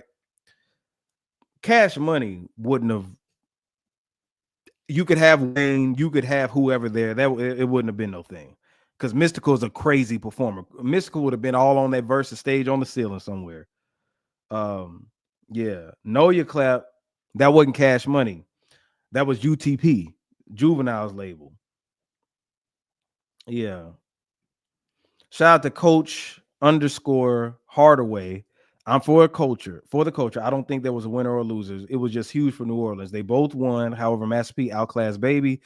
NO was the murder capital. Baby was on the BS. I mean, I could take that. I mean, in the celebration aspect, yeah, for sure. Shout out to Ashley. Well, I ain't gonna say you Candy. Shout out to Candy. Beautiful Candy. What we got? The thick one with burgundy hair. Bring her. Who y'all talking about? Y'all talking about Mercedes? Y'all talking about her? This part though, shout out to Antonio. You said Master P made Birdman look like a kid. Exactly. He did, man, because Birdman came out on that BS talking about, man, I started this stunner-ish. I did it, and then Master P said, okay, but I was uptown too. And then boom, sunned him. When I'm About It came on, y'all saw my reaction. I had to get out my seat and look in the damn camera, bro. That was wild. That was wild. Mr. Servon. Shout out to Mr. Servon. I told you I had Mr. Servon on the show. You said Silk could have brought out Maya. Exactly. We talked about that, DB. That would have been dope because Maya got a song with Silk and then vice versa. That would have been real dope, and Maya Fine Self would have came out there. Wayne could have did Steady Mobbing. I mean, but Wayne could have did Steady Mobbing. That would have been all right, but that's still like later Wayne. That still wasn't gonna save him though. That still wasn't gonna. Oh, Ghetto Symphony on Snoop's top No Limit Top Dog album. That would have been dope. That would have been dope. Mystical and C and P and Bone, yeah, P and Bone, like Till We Dead and Gone. That would have been crazy. You said Mr. Servon is overrated artist on No Limit Trio. Why are you saying that about Mr. Servon, man? Why are you saying that? Why are you saying that? Okay, Latavia. Yeah. Okay, yeah. My bad. I said Shatavia.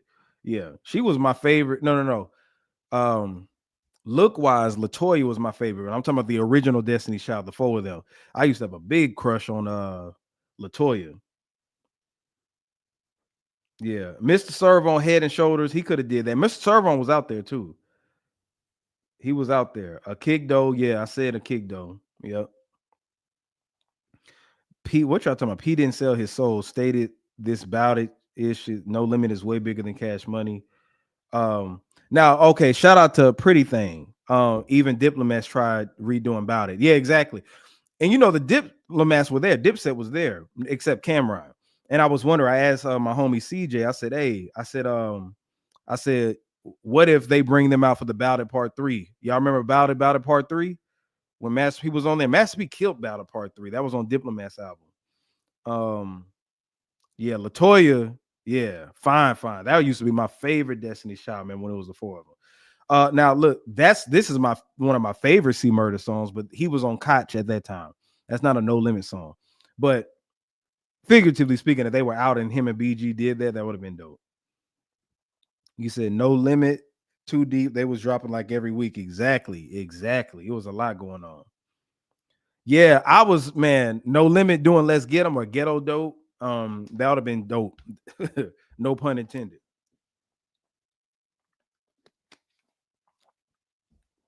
Yeah, and for the new people that are in here, y'all give me your favorite No Limit album and favorite Cash Money album. A lot of us already have done it, but give me your favorite No Limit album and favorite Cash Money album. I said 400 Degrees, and my Cash Money was Cash Money 400 Degrees, and then Ghetto D is my No Limit one for everybody else. And then everybody else too. Damn, we about 400 people up in here. Make sure that you hit that like button right now and help your boy out so this video can get traction.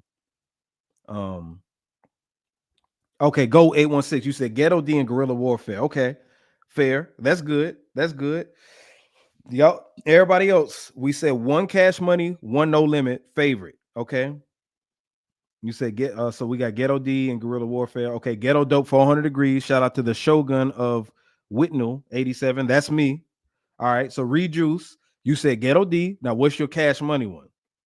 All right, you said 400 Degrees and Ghetto Fab. Ooh, Ghetto Fabulous. People be sleeping on that album. Still smoking. You remember that one?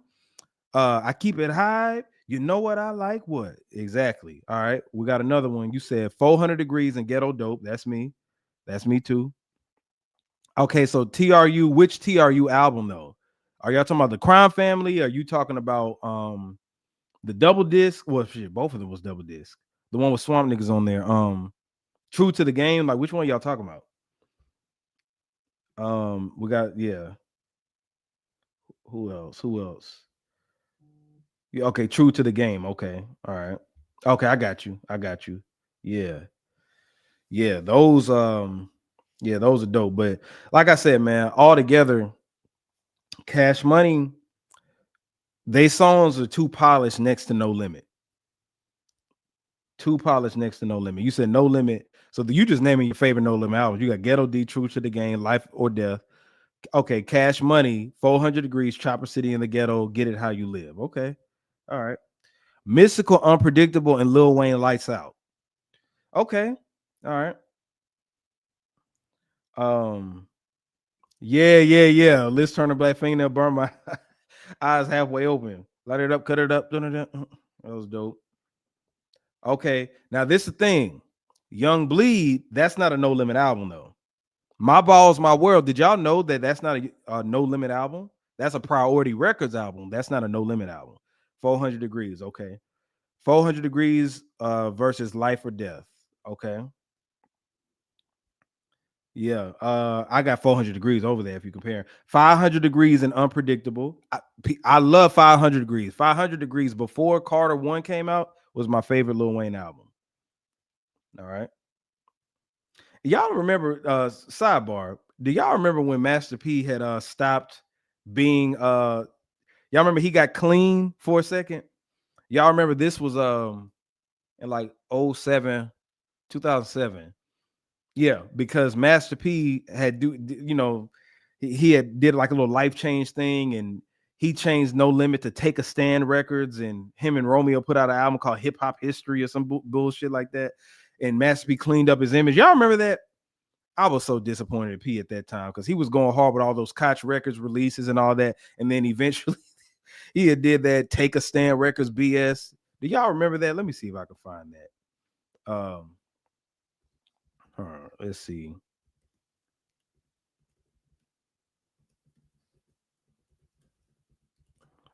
This was back then.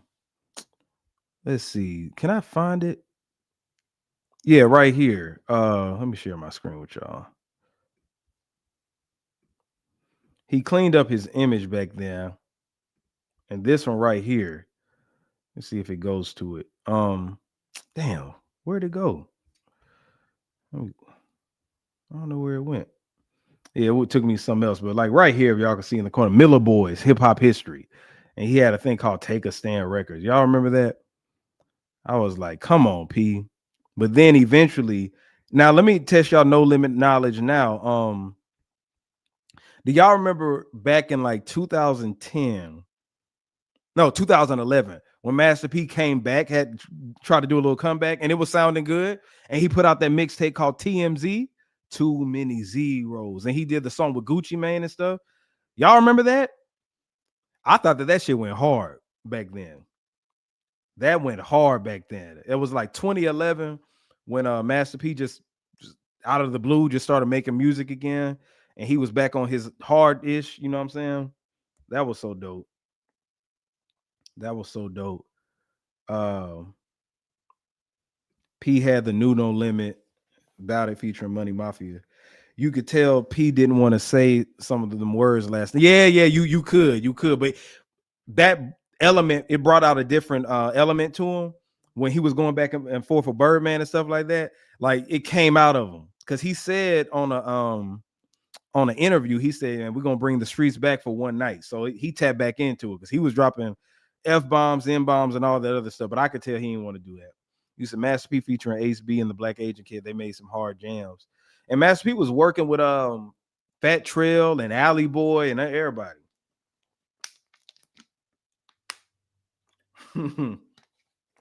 Yeah, Birdman was ready to fight, and he was ready to square up. And if y'all noticed,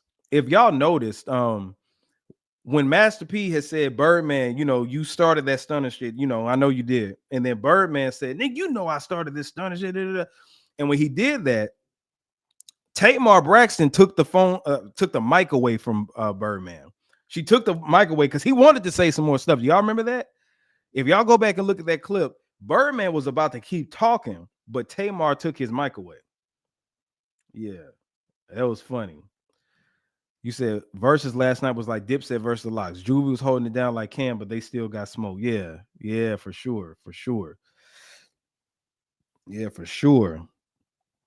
But yeah, man, it was crazy. But like I said, maybe the aesthetics would be different. I think Cash Money, because No Limit came out with the camo on, right? What if Cash Money came out with the white tees and the jewelry? What if they did that? That would have been wild. That would have been wild. He said he was going out there GTV. P got grandbabies. Exactly. Yeah. P a grandpa, man. He damn near 60. He damn near. I would show y'all this picture of P. One of my classmates or colleagues, rather, had saw him on a plane. I think they were leaving out of New Orleans or coming back to New Orleans, something like that. And he had some Piccadilly and he was knocked out on the plane. Yeah, exactly. What you say? If Wayne and Turk was there, No Limit still wins, but not by the mile. Yeah, exactly. And y'all make sure that everybody who's commenting right now in the chat, because the chat is going crazy, subscribe to the channel, youtube.com/ResView, because I just want the subscribers to go up. Please do that for your boy. Do that for me, ladies and gentlemen. Okay. Because we got a lot of people up in here. But all together, do y'all want to go round by round again? Y'all want to go round by let's revisit it. Since we got more people in here, let's go back to round by round. Okay. So the first round, and I already gave my opinion about this, right? First round, it was 400 Degrees versus No Limit Soldiers. I gave that one to Master P and No Limit, right? And then so that was that one, right? Second round, Still Fly versus Break 'em Off Something. Break 'em Off Something came on because Still Fly cool, but Break 'em Off Something, man, that went hard. Then it was Project Bitch versus Freak Hoes. That was a tie to me. That was a tie. Then it was Rich Niggas versus How You Do That. It was How You Do That for sure. Then you had Cash Money as an Army versus Bourbons and Lax. I love Bourbons and Lax. That's one of my favorite P songs. But if I gotta go, I'll just go ahead and give Cash Money as an Army. But I don't know, man. Bourbons and Lax, the crowd participation on that and how they were doing it. I might have to do that one as a tie too. Now, Slow Motion versus I Can Tell.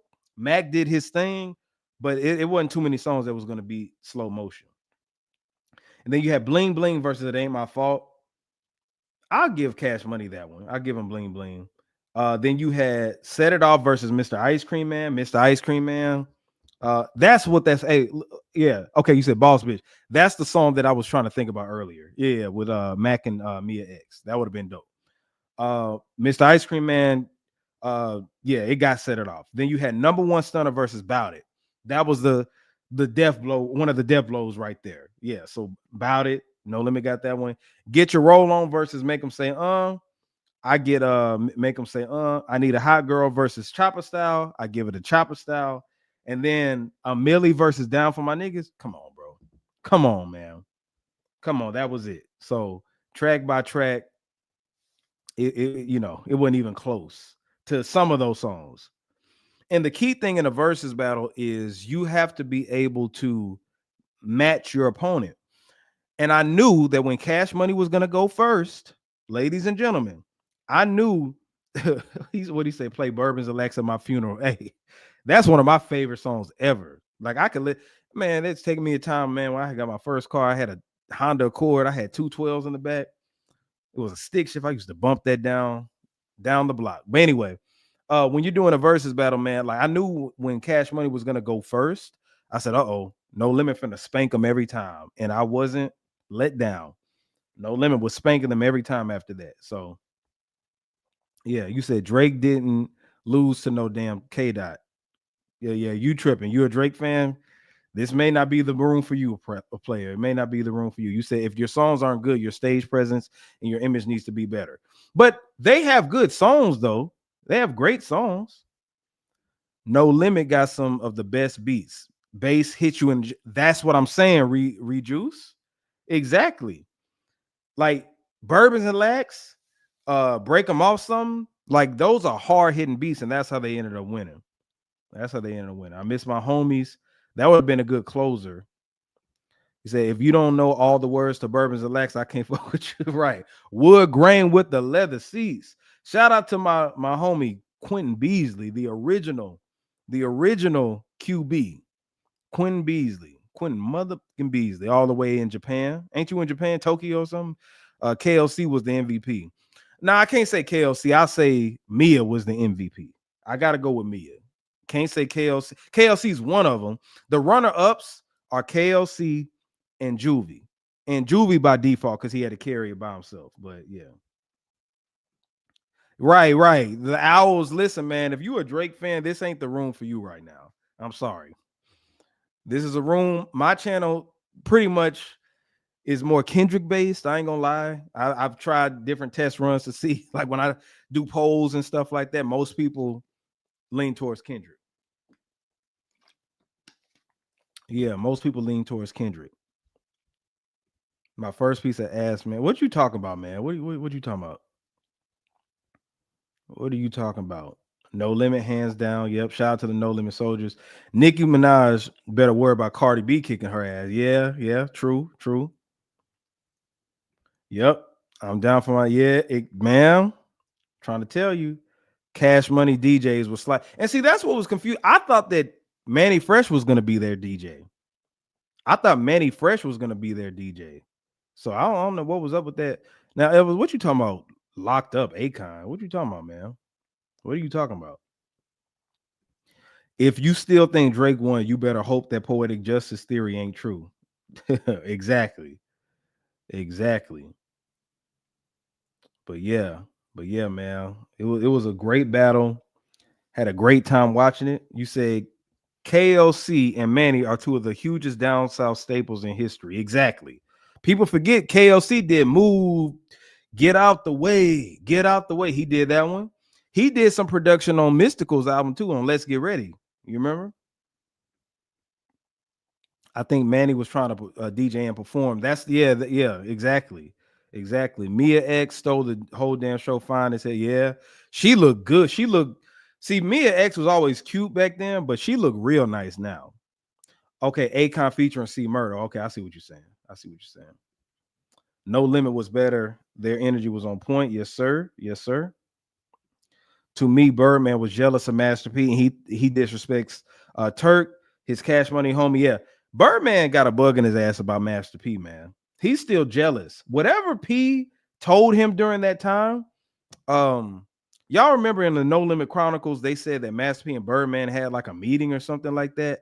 And then ever since then, they had a lot of disagreements or whatever. I think Birdman still has resentment towards Master P. That's why you didn't see them dap it up or nothing like that. I think that's what that is. You said because Wayne and Turk didn't show up, Manny had to carry a lot of weight. Yeah, exactly. True. That's true. Beasley, I didn't think about that. Juvie had to do it too, but yeah, Manny couldn't just be at the DJ booth. So that's true. You said they should have did BG Chopper City, the first album, and BG's It's All on You, Two of Juvenile, Soldier Rag. Soldier Rag would have went live. That would have went live. You said it's real New Orleans beef between them and some street, and that's the reason why some people feel like they didn't have the battle in New Orleans because it could have spilled out into the streets. Y'all remember the Bone and 3-6 one? And that was just on stage. Imagine if it would be great if it was in New Orleans. I would love to have a stage built in the Calliope projects or Magnolia projects. That would have been dope as hell. But come to think of it, I just don't think that it would have been a good look. Yeah. You said, why didn't shout out CEO Slim? Slim don't like to be in the limelight, man. Slim makes his money and goes home. Slim still dresses like it's the year 2000, if you don't know that. Every time in 2025, when I see Slim, he wear those big ass dress shirts with the big cufflinks and that hat, and then those crisp jeans with some forces on. That's it. And still got the same braids. He be out of it. Bourbon's Alexa, my first piece of ass to that bag. Oh, okay. I got you. Okay. You say, why did they cut the music off on Juvie?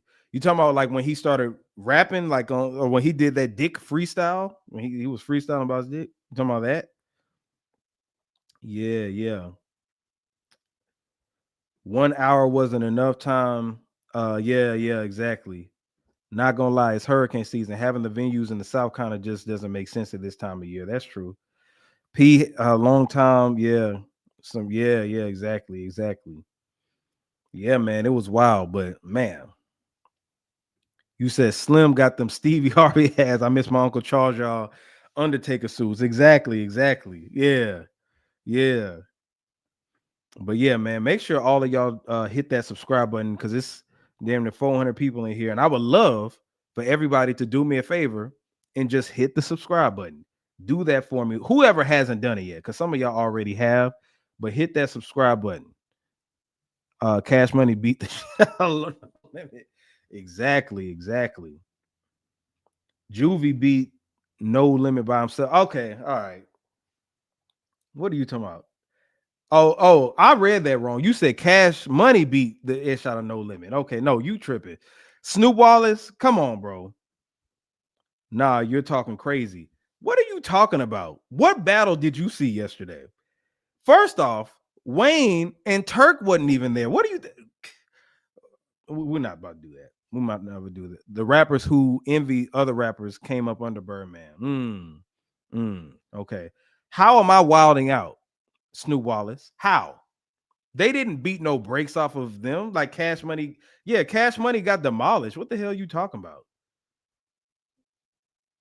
Nowhere close, bro. Nowhere close. Okay, I see some of the subs going up. Thank you so much. But yeah, I don't know. Yeah, what battle did you see, Snoop Wallace? I don't know what battle you saw.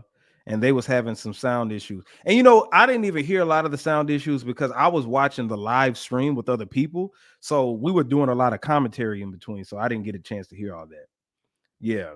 He gotta be a diehard fan. The only people, you know what? The only people who feel like Cash Money Records won are women who twerk and diehard Cash Money fans. That's it. If you like to shake your ass, then you would think Cash Money won, but no. It wasn't even close, bro. Bro, Cash Money has way more hits than No Limit. That wasn't proven last night, sir. No, that's not true. You probably think about Drake and Nicki and them, but no, they did not. No Limit had too heavy of a roster. I don't know what the hell you talking about. Yeah, he just talking. Yeah, hit like, support. Yeah, exactly. Please do that.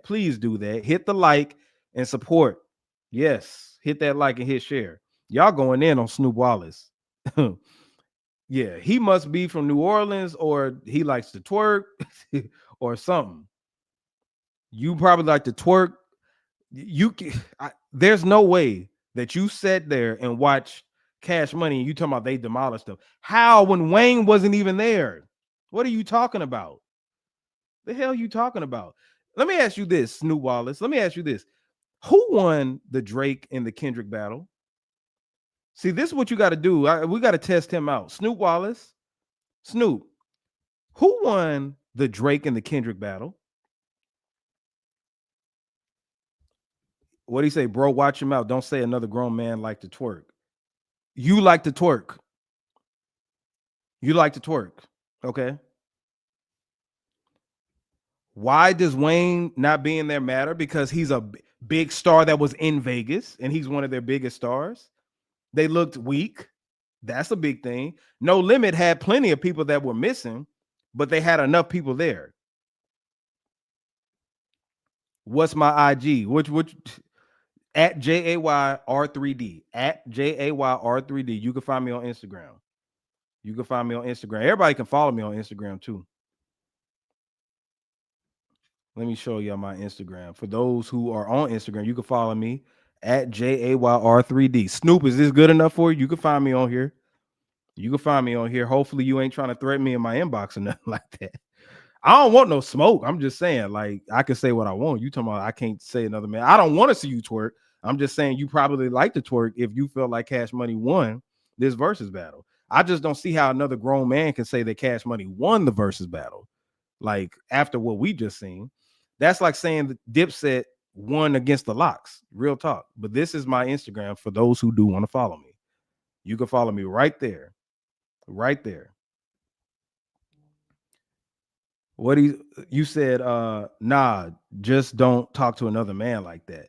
I'm not being disrespectful, sir. I just said maybe you do. I don't know. I don't know what your lifestyle is. I don't know you like that. I'm just saying that maybe you do. I don't see how you looked at this and like if you're a Cash Money bias, just say, hey, I'm a diehard Cash Money fan, and I think that they won the battle. That's cool. You wouldn't say that to my face, so don't say it on the internet.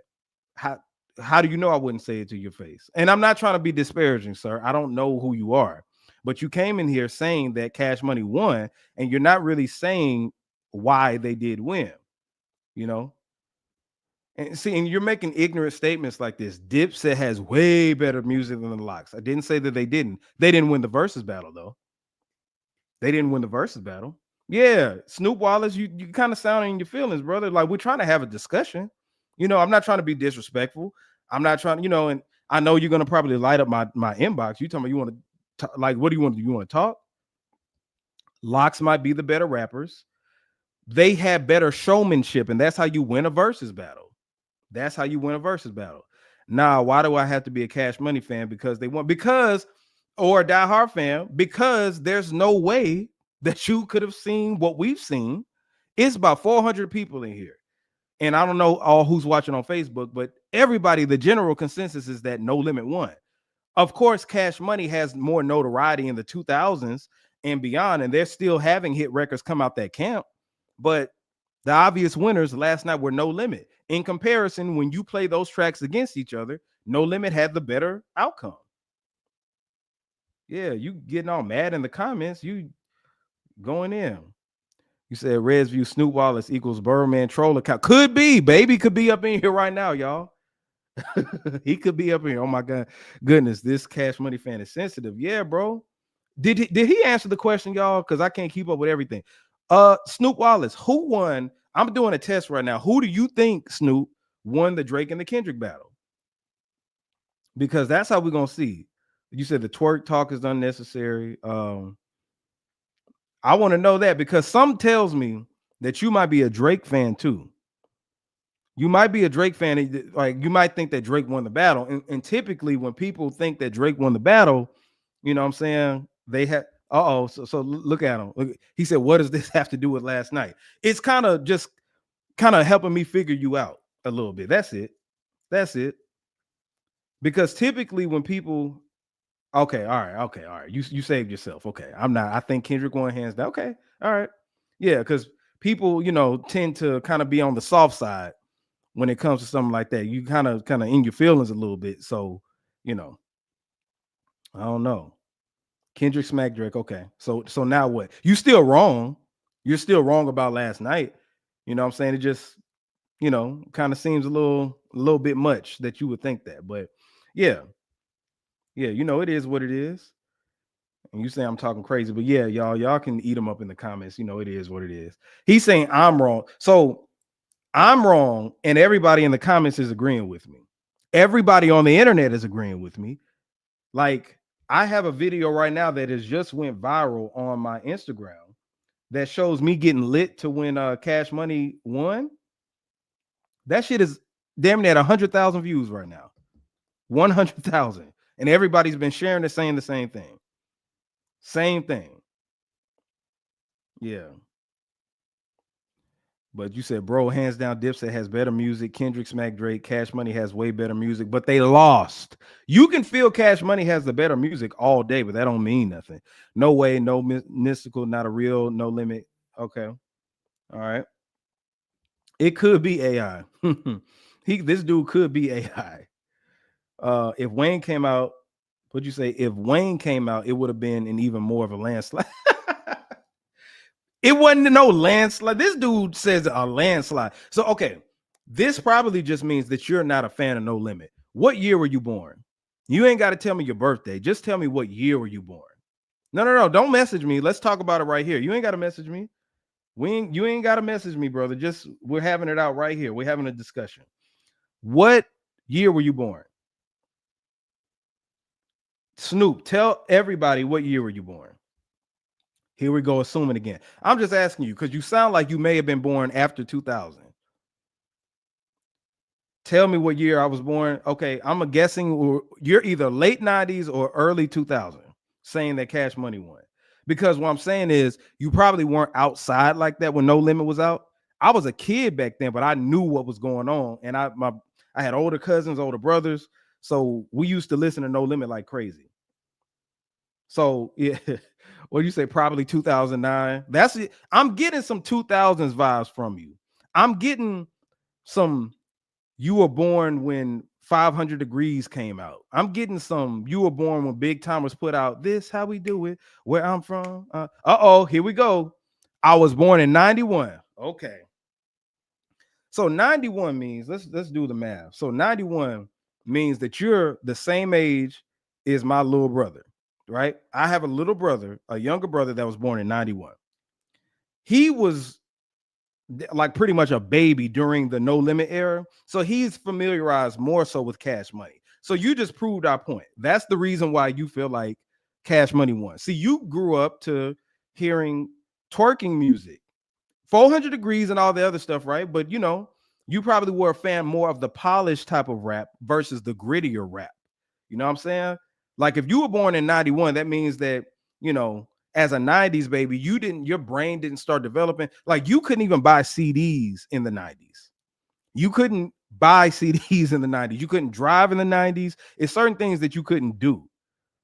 And you talking about move the goalposts. No. We're not moving the goalposts. I'm just saying, you're making sense. See, I'm an 80s baby. I look young, but I'm an 80s baby. So I remember certain things in the 90s, and I remember things in the 2000s, and I remember No Limit had a great movement, dope songs, gritty songs, and I also remember Cash Money. So you're kind of proving our point. He said I had P. Miller gear. Yeah, your parents probably bought that from you. Mama probably bought it for you. You probably didn't know who made it. You just saw P. Miller and was like, oh, okay.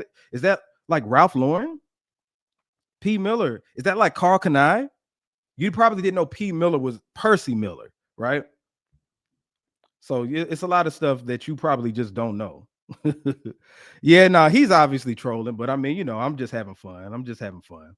But yeah, he just, I mean, I can see Snoop Wallace is just talking, but you know, you came up during a different, I mean, we came up around the same time, but if you were born in 91, that means what? You were like, shoot, you were the age of 10 when, like 2001? So yeah, bro, like you weren't there. You talking about you were there for all that, bro. You don't remember.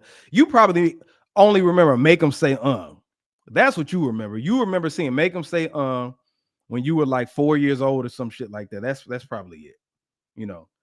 No, we came up the same time. Nah, you're younger than me, sir. Yeah, your brain wasn't as developed as mine was during that time to remember things. I'm sorry. You don't really remember the year 1997 like that, you know. Like when Batman came out back then, like Batman and Robin in 97 and Batman Forever, you don't remember that. You probably remember The Dark Knight in 2005. That's we're not the same, you know. So I don't have a dad and other siblings. Yeah, probably, and they probably didn't listen to No Limit like that. You know, I don't know. I was playing No Limit in 92. What do you say? Who was on top before No Limit? Yeah, y'all schooling him. He said, I know the music. No, you don't know nothing, man. So yeah, he having a meltdown in the comment section. This shit is hilarious. He said, oh my freaking God. Like this dude he is tripping. He is tripping. But obviously you just talking, man. But he's saying, you know, I haven't said anything right. What do you say? Zero. What do you say? Born in 91 means Mystical was the lead runner of No Limit because of Danger and Shake Your Ass. Okay, yeah. See, he probably remembers Mystical from Shake Your Ass, but watch yourself. Tarantula. That's what he remembered. He don't remember. Here I go. He don't remember that. He don't remember that. He doesn't remember opening the CD book and seeing the brochure of different albums that were going to be dropping. He don't remember that. He came up in the age where 400 Degrees was getting hot, so he kind of knew who Juvenile was. But by the time he remember I Need a Hot Girl and all that other stuff. So all those No Limit songs like Bourbons and Lax, Snoop doesn't know about Bourbons and Lax. Shout out to the super chat. Appreciate you. Yeah, he don't remember that. He probably remembers like Let's Get Ready Mystical. He remembers Move Bitch Get Out the Way Mystical. That's what he remembers. He don't remember Mind of Mystical. Here I Go, Man Right Cheer. He don't remember all that. You know what? I'll give him some leeway, wiggle room. He probably remembers Mystical from the end of Make Him Say He probably saw Mystical back then because that video is everywhere. He probably remembers that maybe, but I don't know. He probably don't even remember Snoop Dogg being on No Limit. He probably saw Snoop Dogg come out last night and was Snoop Dogg was a No Limit soldier. Snoop, when did he sign? When did he sign with No Limit? I don't remember that. Yeah, he don't remember that. He probably grew up. He probably knows about Snoop Dogg during the Death Row days, like because everybody knew that, like like with the documentaries and stuff like that. But he don't remember when Gin and Juice actually was out in the streets and stuff like that. He remembers Snoop with "Beautiful, I Just Want You to Know." That's what he remembers. He remembers that. And that's when you could tell he's getting emotional because that's why he's talking, bro, what's your Instagram? He want to talk it out. That's what he want to do. But yeah, man. No Limit. Let me school you, Snoop. No Limit was a movement. Okay. This is the difference between having good music and then having a movement. Okay. No Limit not only had bangers, but they had a movement. Okay. Master P had endorsements. Master P had dolls, like a Master P toys. I remember when Master P had a damn doll. Okay. Master P had movies. Master P had a roster in like what 1998. He had like 25 albums all in 1 year. Master P changed Snoop's life. He signed the biggest rap artist at the time. Snoop, you probably don't know this, but Snoop was the most popular rapper that we have seen at that time back in the 94 when he dropped. Snoop did like 800,000 the first week. 800,000 the first week. Like I just remember Snoop was everywhere. And then once, Tupac died and Death Row had kind of was diminishing and stuff like that, Master P from No Limit Records, New Orleans, signed the biggest artist at the time on No Limit Records. That was groundbreaking back then, sir. Okay. So I'm just giving you some history. Like Master P played in the NBA. You know what I'm saying? Like Master P did so many groundbreaking things. Had the P Miller clothes that you wore. Okay. That was Master P. Percy Miller. That's what P Miller stands for. Okay. Master P had a whole bunch of stuff going. A sports agency before the Young Money sports agency. Master P had that. Master P laid the blueprint for Baby. Oh, you know what? You probably know him as Birdman. I'm sorry. You probably know Baby as Birdman. Baby, that's what we know him as, Baby. You see how just my muscle memory said Baby? I forgot. You probably didn't know that, did you? You probably didn't know that, did you? So let me school you on that. And did you know also Lil Wayne, right? Did you know that Lil Wayne wasn't just a hot boy? Do you know that him and BG had a project together? They were called the BGs. Did you know that when Wayne, you think Wayne had just started rapping on The Block Is Hot? You think that? Do you think that? Wayne has been rapping since he was literally like 12 years old, bro. So, I just got to break that down for you because a lot of y'all youngins, and that's the problem I had. A lot of the youngins out here, and I'm not old, but I've been around the block. I've been around, but a lot of y'all babies, y'all grew up to music in the 2000s versus growing up to the music in the 90s. Now you like the 90s music, you revisit the 90s, but you don't know it.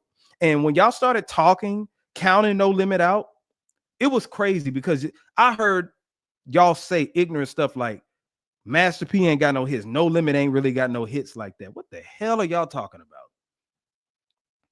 You don't remember when older cousins and older brothers and everybody was banging Ghetto D with 12s in the trunk. You know what I'm saying? And all that other stuff. Like growing up around the hood when Master P was blasting Mr. Ice Cream Man everywhere like that out of Lax. You know what I'm saying? Cadillacs and Suburbans and all this other shit. It's just a different time. Now, you grew up doing some good music, and I'm not counting Cash Money out at all. But some of y'all just were talking. Some of you kind of late millennials, y'all were just talking shit. You said Cash Money as a label, bro. As a label is most definitely better than No Limit. At the end of the day, YMCMB is Cash Money. When No Limit went Universal, wasn't the same. Now, I play devil's advocate. Wayne did save the label, yeah. But listen, I know that as a label, as a music executive, Baby did his thing. But let's talk about the Young Money thing, okay? Young Money, Lil Wayne, that was his idea to get Nicki Minaj. That was his idea to get Drake. If you take away Wayne, Birdman wouldn't be the music executive that y'all think that he is. But I give grace to that, and I'm not going to take away from it. So I will say Birdman is the best music executive of all time. You know what I'm saying? When you're talking about, from, you know, as far as Cash Money goes, not denying that, but he didn't have a movement like No Limit was. Didn't have. If that's the case, he wouldn't be having a bug in his ass in 2025, mad at Master P. Okay, you see what he said? They have 0 hits. That's what I'm talking about. We're not about to address him. We're not about to address him, y'all. We just gonna keep moving. He said they had 0 hits. We gonna keep it moving on him. What'd you say? I thought Jay-Z signed off on Weezy's second career. He was trying to, but he wasn't able to do it. Ain't we talking about movements? Let's go live. No, we're not. We're not gonna go live. I'm sorry. We're not gonna go live. Because I refuse to debate you when you talking about No Limit has 0 hits. All it's going to be is a shouting match, and I'm not going to do that. I don't have the energy to do that. See, I'll debate you if you have a great, worthy debate. But if you're saying No Limit didn't have any hits, that means me and you aren't the same. We didn't grow. Maybe, you know what? You didn't grow up in the same environment. I don't know where you're from. Maybe you're from New York. Maybe you're from the West Coast. I grew up in the South, the real dirty South at the bottom of the map. I grew up in Mobile, Alabama.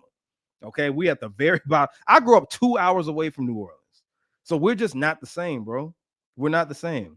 What'd you say? Jazz Prince planted Drake on Wayne to give him street cred and a platform. Yeah, that's true. That's true. But yeah. And Richard, that's all I'm saying. No Limit was a movement that can't be duplicated. They laid the blueprint and the foundation for Cash Money. If it wasn't for No Limit, there wouldn't be Cash Money. Would not be a Cash Money.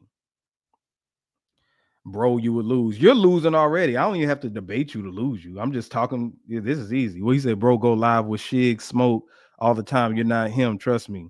I don't even know who that is. Chig Smooth. I don't know who that is. And you know, it's not causing me any harm. Like I really don't care. You lost it. Bro, I go live with niggas way bigger than you. Bro, I don't care. Like y'all come in here with that, oh, bigger than, like, I don't care. You're here. You're here, right? You're here. The first thing people do when they disagree with you is try to talk about your numbers and talk about all this, right? I have 2 podcasts, sir. One's on the way blowing up, and this one is doing good. It is what it is. You can say bigger. I don't care. When it comes to Red's View, people who rock with me. I got 0 that rock with me. I have my village of people that rock with me. You know what I'm saying? Because you posted clickbait. Now, I ain't post no clickbait. This is just my honest opinion. My honest opinion. Yeah, the belittling approach in 2025. What they do, I deal with this. See, what you don't know, Snoo, let me school you. I have an Instagram. I have a TikTok. I generate thousands of views weekly. This isn't me, you know, bragging or nothing like that, because I'm not nowhere near a Joe Budden, academics or nothing like that. But I have a community and I reach people. Some of them don't follow me. Some of them do. But I reach a bunch of people. He keep asking what my IG is, bro. I done told you that a million times already. But you know, I generate thousands of views with a lot of my viewpoints. You know what I'm saying? Whether people agree with me or people don't, it is what it is. You know. But I love my people, and we you know, we do our thing on here. But yeah, y'all be trying to attack. Even if I had 1 million views or 1 million followers, they would say, you ain't got 2 million. You ain't got as many as Drake. They say some dumb shit like that. So it's, you know, whatever. He said, say it again, or am I scared? What the hell would I be scared of you for? Like, what the, bro, get out of here. Get out of here. What you say? Count how many millions No Limit sold between 96 and 99, 102 million. Somebody fact check me. That's a lot of records sold for supposedly having no hits. Exactly. And Master People made like what, 400 million in 1 year? Exactly. Snoop Wallace don't even have a legit YouTube channel. Exactly. I ain't paying attention to him.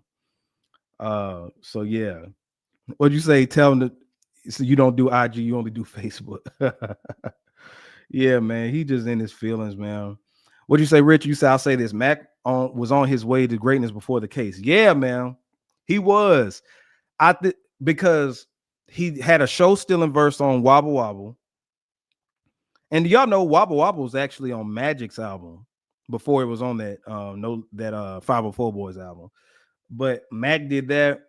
Yeah, Mac, if he would have kept going, yeah, he would have been straight. Even if he wasn't on P's label, like say if Mac ended up somewhere else, I think he would have been good. But what really gets me is Soldier Slim. Man, no lie, man. Every time I hear Slow Motion, I just think of the potential that Soldier Slim would have had, bro. Like I really wish, because I just feel his spirit, and the video was so depressing because I was like, damn, I wish he was still here. Because Soldier Slim would have took the hell off. That was a #1 song, Hot 100, Billboard. You know what I'm saying? Wonderful, wonderful. But yeah, man. But yeah, y'all, I've been on here for 2.5 hours, man. It's been real. Had a lot of fun with y'all. For those who have subscribed, thank you so much. Thank you for supporting the channel. Go and have a field day watching all my videos, bro. Watch all of my videos, hit the like button, support. I hope y'all enjoyed me. My name is J Red. You can follow me on Instagram. For those who were slow early, I ain't gonna name no names. Snoop, I'm sorry. At JAYR3D on Instagram. Go ahead and follow me here. Then you can follow me on TikTok too at The Real J Red. So you see JAYR3D. On TikTok, it's at The Real J Red. I'm also an artist as well. So I have a new album that I'm working on called Once 3 We Are Not the Same Part 3. That's coming out. I DJ as well. So I'm a DJ in Atlanta. Just letting you, introducing myself to you. So hip hop recording artist, actor, director, filmmaker, podcaster, content creator. That's what they call us and everything like that. So I have my hands in many baskets. Okay. So huge fan, just became a subscriber. Appreciate you, man. Appreciate you. But yeah, man, y'all gonna love the videos that I do. I shoot every week, and I also have another podcast called Who Gave You a Podcast with my homie CJ. So let me show you this real quick. Go over here to Who Gave You a Podcast. We're at 602. I mean, let me refresh this. Hold on, let me see where we at. We at 603. But we still climbing. But this is a new podcast we started a few months ago, and it's been climbing, doing this thing. So go to Who Gave You a Podcast as well. That's the joint podcast that I do with hot takes with my homie CJ. So make sure that y'all go check that out. And go show some love for Snoop Wallace as well. He wants some acknowledgement. He said, "Facts. Who gave these niggas a podcast?" lame dude. But yeah, man, y'all make sure that y'all check it out. Shout out to everybody. Hit the super chat as well. And then y'all see me on the next live. But follow me at JAYR3D on all social media platforms, at The Real J Red on TikTok as well. Y'all make sure that y'all do that. Snoop Wallace he's talking about, all right, bet that boy about to be in my DMs. I'm about to ignore the hell out of him. Because I'm not moist. I'm gonna tell you that. I'm not a moist guy. Okay. Love women. He talking about check. Look at that. Talking about check your DM. Like, bro, you better go holler at a woman. Get the fuck out of here. But anyway, man, it's been real. I got to give me something to eat. Shout out to y'all, man. This is J Red Red's View, and I'm out. Peace.